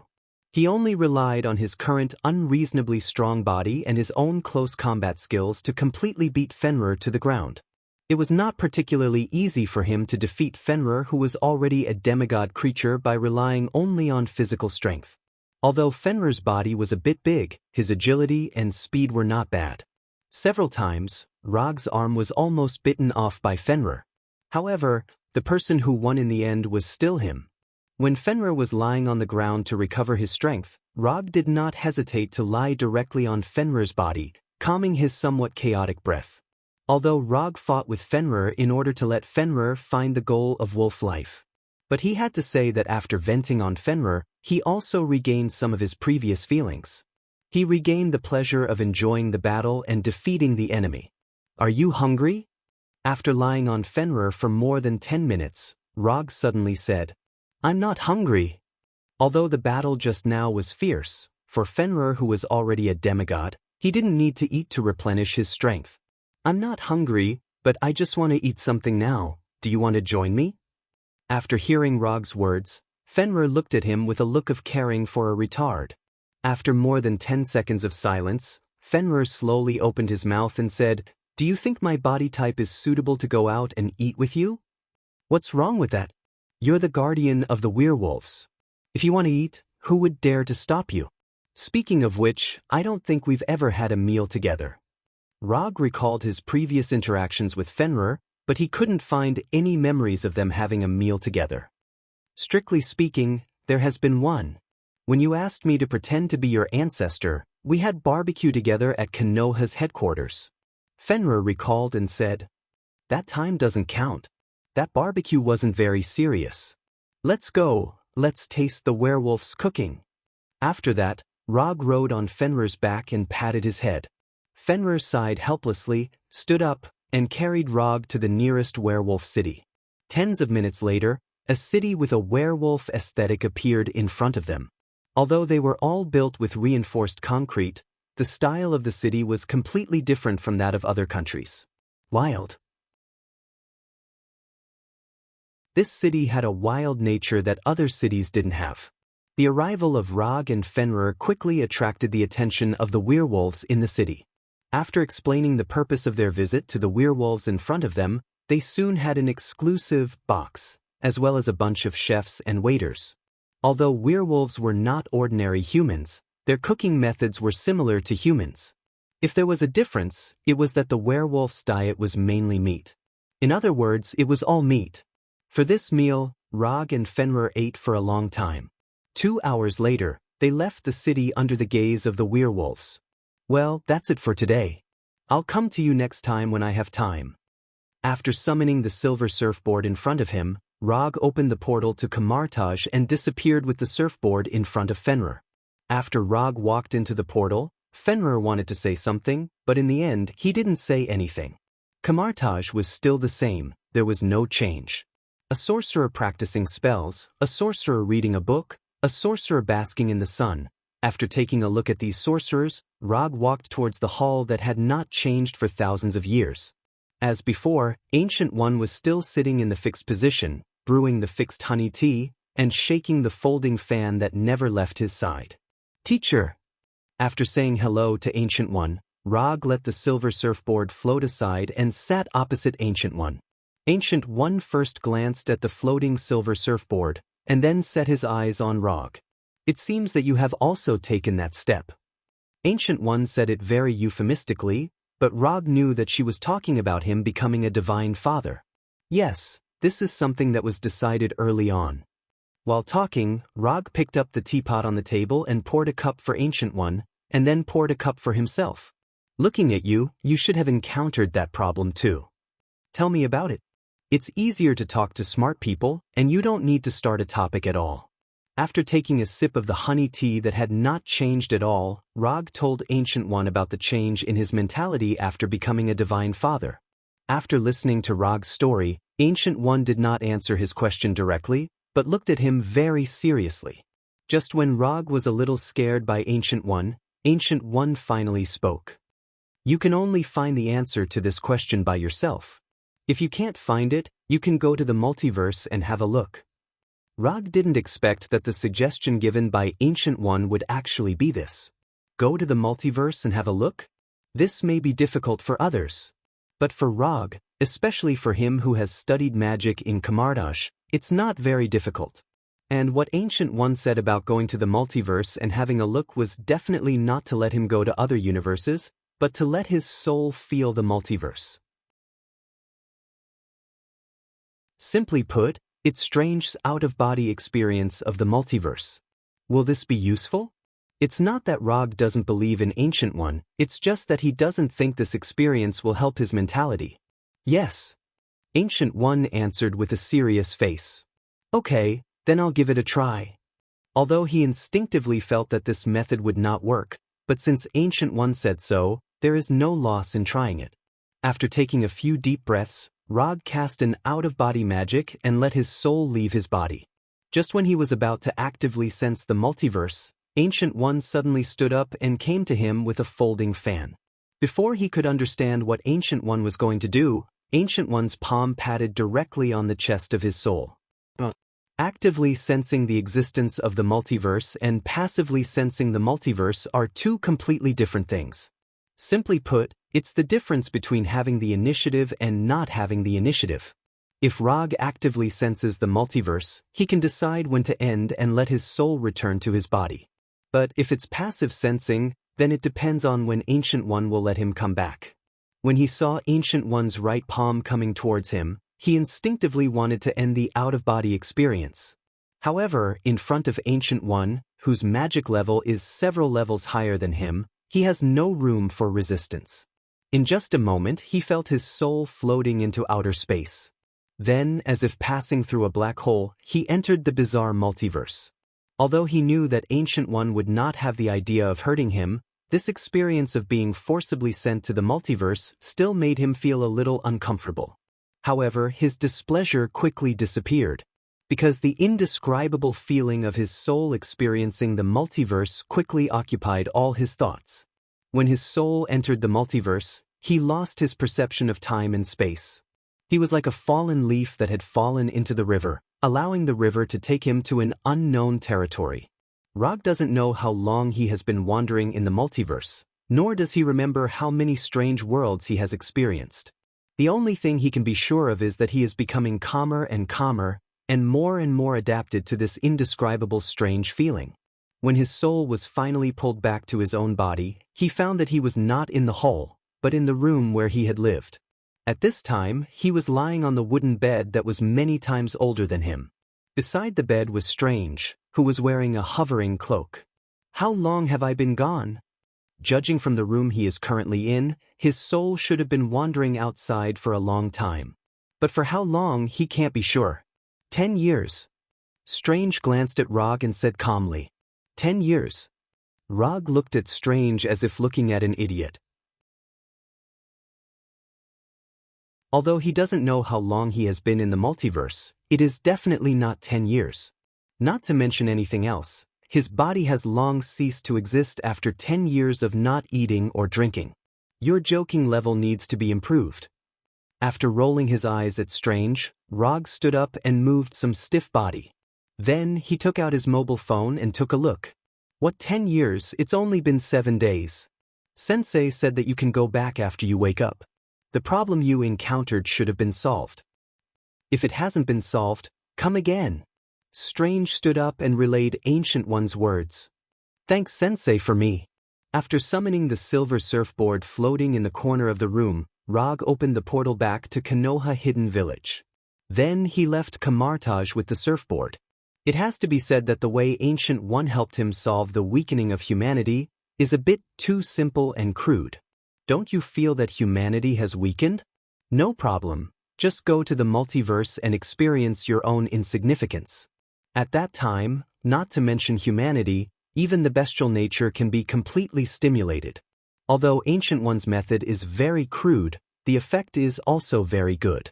After seeing those strange multiverse, Rog doesn't have any thoughts now.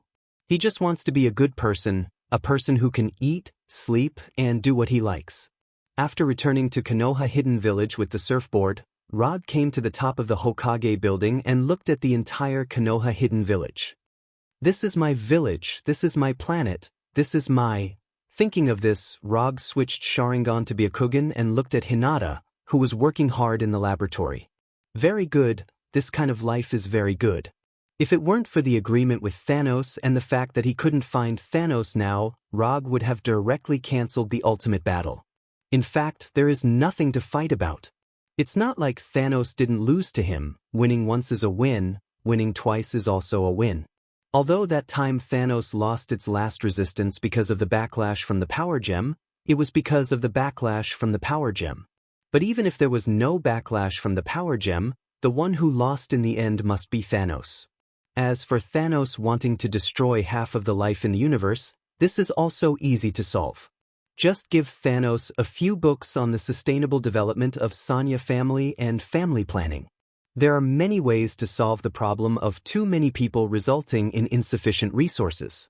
Why do you have to use the most crude and ineffective one?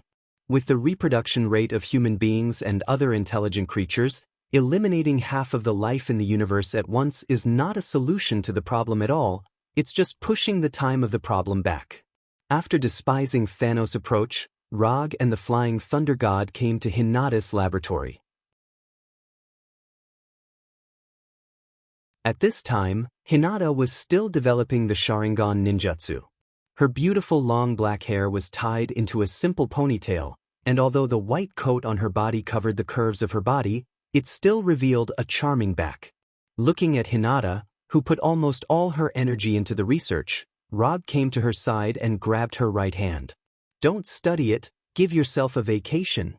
After that, Rog didn't wait for Hinata to answer, and the Flying Thunder God took Hinata back to the Hokage's residence. What do you want to eat tonight? Chinese, French, or Italian? While talking, Rog picked up the kitchen apron and skillfully put it on. Chinese food. Okay, Miss Hinata, the Chinese food you want will be delivered to you right away.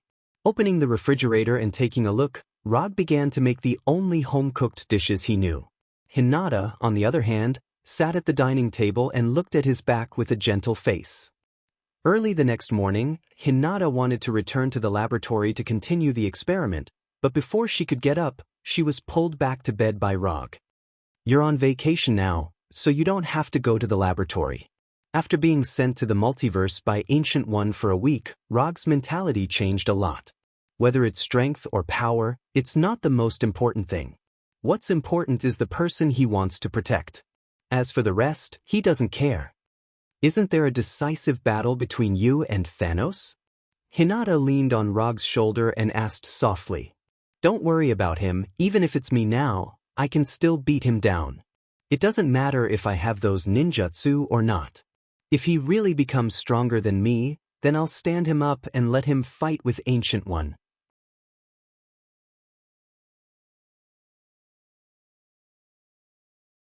Chapter 652. After listening to Rog's explanation, Hinata stretched out her right index finger and drew circles on his chest. Then she said lightly, "Well, it's up to you." More than an hour later, Hinata got up, left the Hokage's mansion, and went to the Hokage building. Although she didn't have to study ninjutsu for the time being, unlike Rog, who was used to being lazy, Hinata was a very responsible person. So, she began to deal with the affairs of Konoha's hidden village. Rog didn't say anything about Hinata's decision. The reason why he can be a hands-off boss is because he has Hinata's silent support behind him. Otherwise, he wouldn't be as relaxed as he is now. Every successful man has a woman who silently works for him. Hinata proved this with practical actions. When Hinata went to the Hokage building to deal with the affairs of the village, Rog also left the mansion and began to stroll in the village. Although he said that he was strolling, he was actually going to find the Punisher. Konoha's headquarters in the Washington area is now just an external facade. In addition to letting others know that Konoha hasn't completely left the Earth, no one lives there. Most of the people have moved to Konoha's hidden village. To be precise, they have settled in Konoha's hidden village. After all, compared with the Earth, Konoha's hidden village is far superior to the Earth in terms of natural environment and technology. Rog first went to the Punisher's house. The result was no surprise. His first summoned beast and subordinate were now performing official duties outside. Not only was the Punisher not at home, but even the Red Tank and the Abomination were also not at home. Except for him, it seems that everyone is busy building Konoha's hidden village. Even Walter now has a job of his own. Konoha's chief psychological counselor. This is Walter's current position. After walking around the inner city for most of the time, Rog finally found a guy who also has nothing to do. Blackie. His previous weapon, Blackie, is now as idle as him. Strictly speaking, it's not particularly idle. He doesn't know whether it's because of his influence or Blackie's own preferences. Now, Blackie likes to taste food and play games. A born fighting race has now become an otaku. If he hadn't seen it with his own eyes, Rog himself wouldn't have believed it. What surprised him even more was that the number of games in Xiao Hei's house was even more than his personal collection. Because of interstellar trade, both the Kree Empire and Xander have trade caravans from Konoha. These caravans not only brought back a lot of specialties from the Kree Empire and Xander, but they also brought back a lot of technological products. For example, Xiao Hei was currently using the latest gaming helmet from the Kree Empire. Rog looked at Little Black's console model and helplessly discovered that the Kree gaming helmet he was currently using was actually 2 generations behind. Rog, your gaming skills aren't good enough. With your standard, you won't even make it into the top 1,000 in the entire server. In a multiplayer game similar to PUBG, Rog and Xiao Hei formed a 2-person team. Then he was crushed. What do you mean my level is not good enough? It's the other side who cheated, okay? He's running even faster than the floating car. That guy is definitely cheating. After taking off the gaming helmet, Rog explained. In esports, being a noob is the original sin. Xiao Hei didn't argue with Rog. Instead, he silently said something that was enough to break Rog's defense. You? Looking at Xiao Hei's mouth full of sharp teeth, Rog sighed helplessly. In this day and age, even weapons dared to laugh at their master's noob. Times have really changed. Again, I don't believe that I can't get the championship trophy today. After saying that, Rog took the lead and put on the gaming helmet. Reality proved that being a noob was the original sin in esports. When Rog played single-player fighting games, he was definitely a first-rate player. However, once he entered a multiplayer competitive game like this, he, who was used to fighting alone, was quickly beaten to a pulp by the opposing team. In the end, after fighting for a few hours in Xiao Hei's house, he still didn't get the championship trophy. Before leaving, he asked Xiao Hei, who was addicted to the game, "Do you regret becoming my weapon?" He thought Xiao Hei would give him a touching answer. As a result, Xiao Hei didn't say anything and threw the gaming helmet he just used to him. "Don't think about this nonsense all day, practice more when you have time. If you can't find a suitable weapon in a fight, you can come to me at any time." After that, Xiao Hei put on the gaming helmet again and started a new game. Looking at Xiao Hei lying on the sofa with a helmet on, Rog didn't say anything else and left Xiao Hei's house for the next destination. Punisher, Abomination, Red Tank, Dr. Connors, Daisy, Moonstone, Quicksilver, Walter, except for Venom, who still stayed with Eddie on Earth, Rog spent the afternoon visiting each of them. Although they all had their own jobs now, he had a reasonable reason that no one could find a problem with. The fourth Hokage inspected the various jobs in the village. After enjoying a dinner made by Walter at his house, Rog returned to the Hokage's mansion. He spent a day specifically to understand the current lives of others. After confirming that everyone was doing well, he felt a lot more at ease. At least, he didn't let these people who followed him have a bad life. In the following days, he began the boring life of cultivation again. To be precise, it can't be said to be cultivation. It should be to thoroughly adapt to his body after being strengthened by the chakra fruit. While adapting to his body, he also digested Njord's God King's authority. He didn't accept Njord's authority in the ocean and storm domain, but used the energy in it to temper his body little by little. At the same time, he began to learn how to control universal energy. If he wants to go further in the Divine Father level, universal energy is a hurdle that can't be bypassed. Only by learning how to control these universal energy can it be possible to break through the limits of the Divine Father level and advance to a higher level. The system can't provide him with any help in this regard. However, the Silver Surfboard makes up for his shortcomings in this regard. To some extent, the Silver Surfboard is a solidified and self-charging universal energy entity. By studying the Silver Surfboard, he can find a way to control and use universal energy. However, this obviously isn't an easy thing to do. When he began to study universal energy, Hinata also resumed her research on the Sharingan ninjutsu. Although Hinata didn't put all her energy into research, she didn't stop the relevant research either. Time passed little by little, and unknowingly, 3 months have passed. In these 3 months, Rog thoroughly adapted to his strengthened body and learned a way to use universal energy from the Silver Surfboard. In order to understand more about universal energy that can't be classified by attributes and properties, he also went to Asgard and stayed in Asgard's royal library for more than half a month. As a long-established universal civilization, Asgard's research on universal energy is not in the minority. It's just that because of tradition and his physique, Asgard didn't study universal energy as a main force. Compared to the energy of the universe, Asgard's research was mostly about the divine power. But even so, Asgard's information has helped Rog a lot.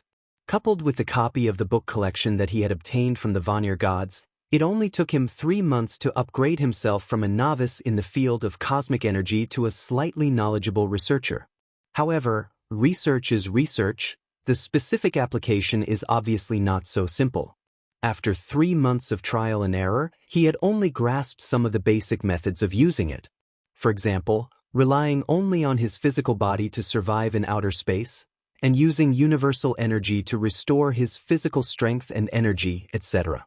In addition to him, in the past 3 months, Hinata's research has also gained a lot.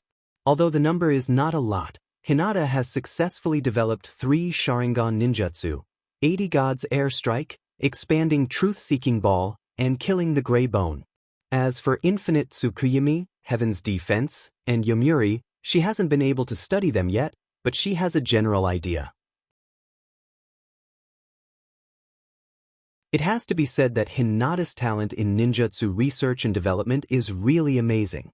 When she put the complete information of the 80 gods air strike, expanding truth-seeking ball, and killing Grey Bones in front of Roger, Roger once again doubted who was the real transmigrator. Compared with Hinata, he, the real transmigrator, is not an ordinary scum. Although he was a little surprised that Hinata actually developed these 3 ninjutsu, he still happily accepted the information and devoted himself to cultivation. No one will dislike their own strength. This is the same as no one on earth will dislike their own money. Saying that I have no interest in money is just a matter of listening to it. If anyone really believes it, then there is a real problem with their IQ. Rog, who originally planned to give himself a small vacation, began to cultivate again. But this time, he didn't cultivate universal energy or his body, but the 3 ninjutsu that require Sharingan. 1 week later. For Konoha's hidden village, this day is no different from the past.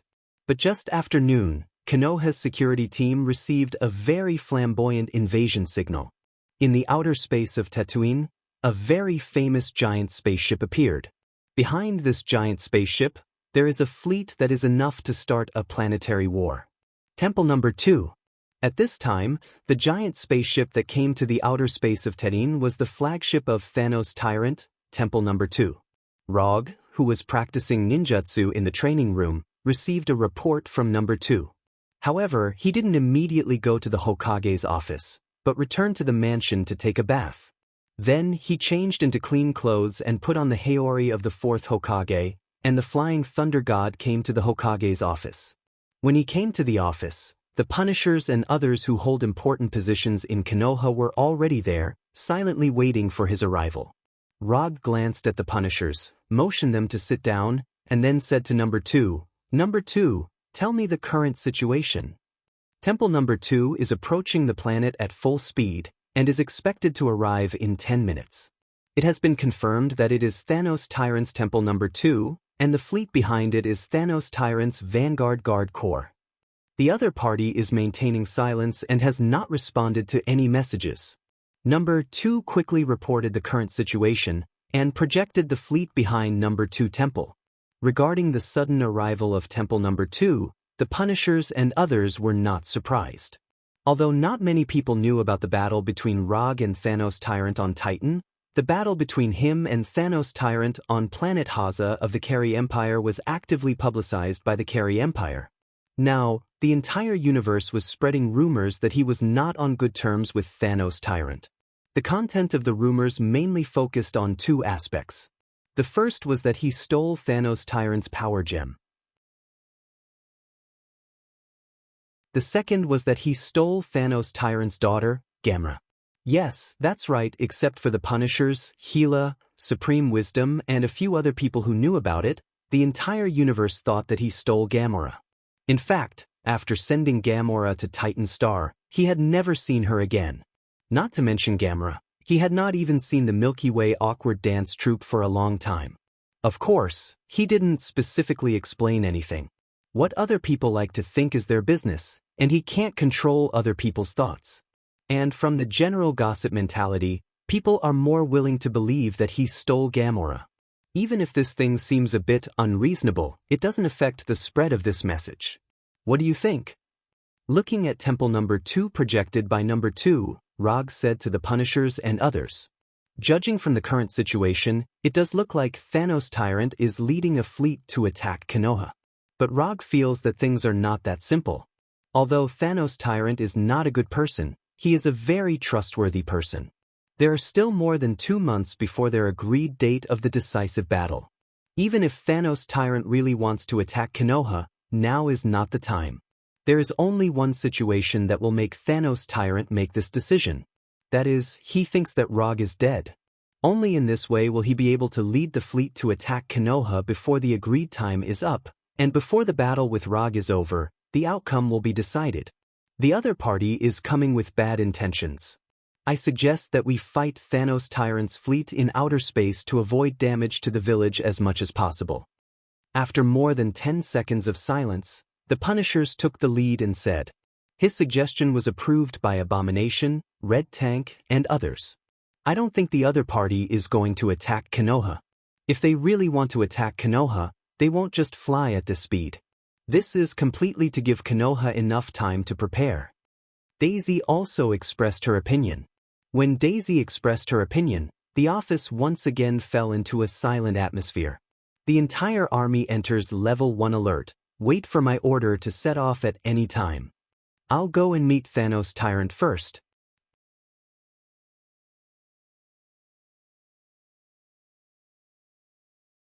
Chapter 653. After that, Rog's body shone with a brilliant aurora-like light. Quantum transmission. The next second, his figure disappeared in front of the Punisher and others and appeared above Konoha's hidden village. Just as he was about to fall under the influence of gravity, the silver surfboard flew out from Konoha's hidden village and quickly came to his feet. Rog now has mastered a lot of flying abilities. Whether it is using ninjutsu or magic, he can fly at will.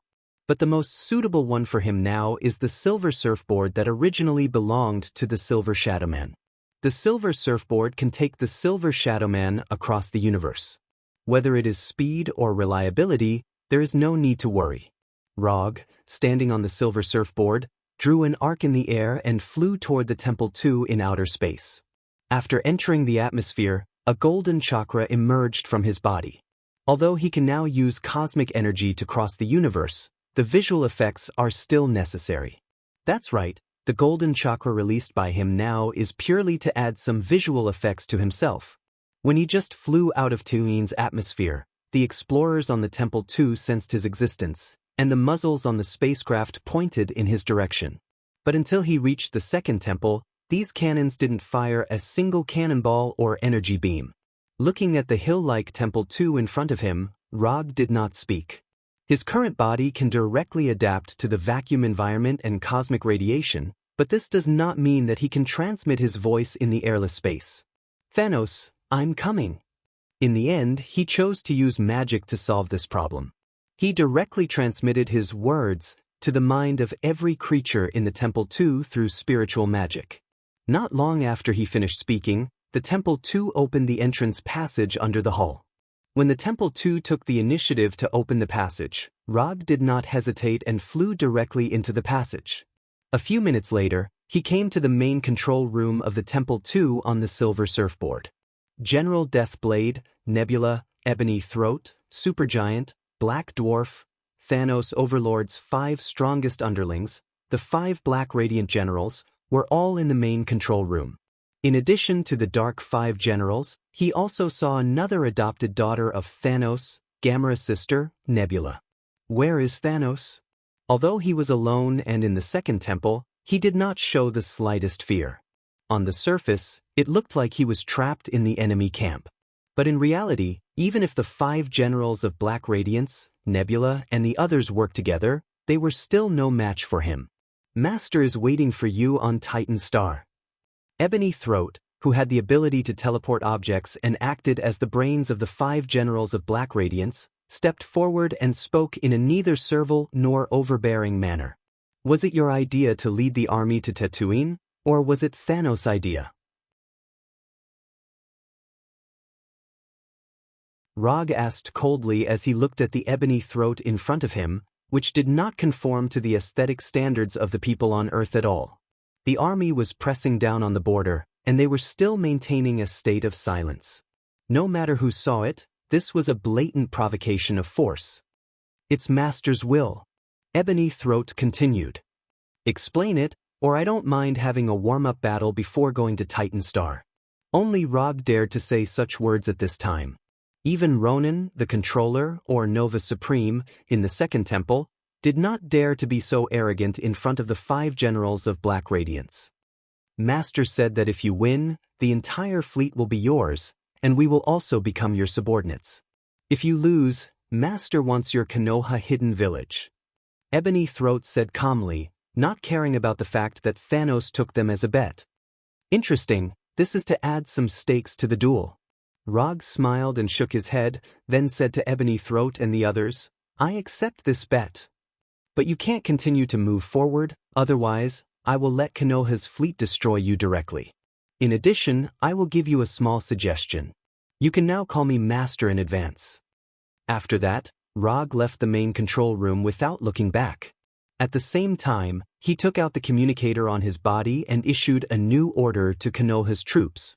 The content of the order was very simple, that is, if Thanos' fleet continues to move forward, don't hold back and destroy it directly. After doing all this, he opened the portal to Titan Star. As his right hand drew a circle, the portal shining with golden sparks appeared in front of him. On the other side of the portal was the battlefield where he fought with Thanos. To be precise, it was the area where he killed Thanos. After coming out of the portal, he saw the fully armed Thanos. As soon as the portal was formed, Rog knew that Thanos had gotten rid of the state of Edo Tensei. Sure enough, when he came out of the portal, he saw the living Thanos. The huge double-edged sword was inserted in the ground, he was wearing a full set of armor, and the helmet was hanging casually on the sword. Slayer Overlord, who had been completely revived, sat on the broken stone pillar with a golden blade. "You came early." After passing through the portal, Rog walked down from the surfboard and asked Thanos, "I can only maintain this state for a week, and I can't come at the agreed time." Thanos was still sitting on the stone pillar and answered calmly, "You actually found death. Not bad. There are not many people in the universe who can resurrect Thanos perfectly. Among them, the most likely one to help Thanos is Death, one of the 5 gods of creation. This is one of the reasons why Rog asked Thanos to find Death. I found it, but it's a little different from what I imagined." After that, Thanos stood up, took the helmet off the double-edged sword, and solemnly put it on. When he pulled out the double-edged sword inserted in the ground, he said something that Rog didn't expect. "She is also very interested in you and made a deal with me." "What deal?" "If I kill you, she will resurrect me completely." Although he said that he wanted to kill himself, Rog didn't feel any killing intent from him. "So that's how it is. Then let me see how strong you are after making a deal with death." As soon as his voice fell, the chakra on Rog's body surged wildly. QB mode. In an instant, his whole body became like a golden light, and the Haori on his body also became a form of energy. Black magatama and spiral patterns also appeared on his chest and shoulders. After reaching a complete agreement with QB, with 9 luminaries, he could already perform the perfect QB mode smoothly. When Rog entered the QB mode, Thanos did not hesitate and directly waved the double-edged sword towards him. Super Jade Rasengan. Facing Thanos, who was like a cannonball, Rog raised his hand and released a Super Jade Rasengan. Because chakra has become a golden chakra, the Super Jade Rasengan he used at this time was like a golden sun that hit Thanos. Boom! The double-edged sword and the Super Jade Rasengan collided fiercely. A terrifying explosion rang out. As soon as the blast of the explosion rose, Rog and Thanos launched the second wave of attacks. For others, the power of this explosion may be life-threatening. But for them, this explosion didn't even have the qualifications to make them shake their bodies. Clang, clang, clang. While launching the second wave of attacks, Rog summoned the Kusanagi sword and competed with Thanos by swordsmanship and close combat. Although the double-edged sword was amazing in size, in the hands of Thanos, the double-edged sword seemed to have no weight, and it was flexible as if it violated the laws of physics. However, Rog, who was waving the Kusanagi sword, was not bad either. If Thanos' fighting style was a wild fighting style, then Rog's fighting style was a perfect combination of skills and speed. Although the fighting styles of the two were different. However, relying on their powerful bodies, they fought a dazzling battle. In the process of fighting, Rog found that Thanos' already terrifying body, after experiencing death and resurrection, had a surprising change. The previous Thanos, more or less, had some shortcomings in speed and flexibility. But now, he was a hexagonal warrior with full attributes. The size of his body did not affect his movements and agility. If he didn't eat the chakra fruit, Rog really didn't have much confidence to compete with Thanos in close combat. In close combat, the most important thing was not the fighting technique, but the quality of one's body. If you don't have enough physical fitness, even if you have good skills, you will be knocked down by a punch. With the strengthening of the chakra fruit and the QB mode, Rog's physical fitness was not worse than Thanos, and it was even stronger. However, Thanos was not an easy person to deal with. Although he didn't expect Rog's physical fitness to be improved to this point, he keenly discovered that Rog had taken a critical step and reached the Heavenly Father level. After being aware of this, Thanos no longer held back. He waved his double-edged sword and shouted, "Boom!" Under Thanos' powerful slash, Rog was forced to take a few steps back. Then, he found that Thanos was different. Heavenly Father level. Thanos actually entered the Heavenly Father level. When they fought just now, he was very sure that Thanos was not a Heavenly Father level. But now, Thanos showed an unquestionable Heavenly Father level aura. Breakthrough in battle? No, this is impossible. Although in some novels, there is no lack of cases of breakthrough in battle. But this kind of thing, in reality, is basically unlikely to happen. Promotion from one level to another is not as simple as eating and drinking. Even Rog himself took a few months to get used to his new power after his breakthrough. If someone really did break through in the middle of a battle, then the most likely outcome was that the lucky person would die in the hands of the enemy because he or she was unable to control the sudden increase in power in his or her body. Fighting seems to be a barbaric technique, but in fact, it is a very scientific technique. The strength, speed, angle, frequency of the attack. If you can't perfectly control your power, let alone killing the enemy, even whether you can survive is a problem. You've changed, you actually learned to hold back in battle. After being forced to retreat, Rog did not continue to attack Thanos and said to Thanos, who was already a Heavenly Father level, "As long as you can win, the means are not important." Slayer Lord answered calmly. In the past, he really disdained to play these means, but after fighting with Rog once, his mentality has undergone some subtle changes. He didn't use means before because he had the strength to crush the enemy. But now it's different. Rog is not an existence that can be crushed by him. Under such circumstances, it's not incomprehensible for him to use some tactics of pretending to be a pig to eat a tiger. Since you've already shown your trump card, then I'll show mine too. After saying that, Rog inserted the Kusanagi sword in his hand into the ground obliquely and put on a bare-handed fighting posture. 80 God's air strike, shaking the sky with immortal Tao, attacking and defending in one, a merciless fist. Under the gaze of Thanos, a golden chakra appeared in Rog's palm. In the next second, countless fists formed by the ultimate chakra emerged in an instant and attacked Thanos like a meteor shower. Boom! Boom! Boom! Compared with the fist of Top Buddha, the fist of 80 God's air strike did not have the kind of earth-shattering shock. But in terms of power, the power of 80 God's air strike was no worse than Top Buddha. Compared with Top Buddha, where the number of fists was limited, 80 God's air strike could be released continuously as long as there was enough chakra. In the face of these endless chakra fists, Thanos did not dodge, nor did he retreat. Like an invincible general who did not retreat in the face of the charge of thousands of troops, he stood in place and waved the double-edged sword in his hand.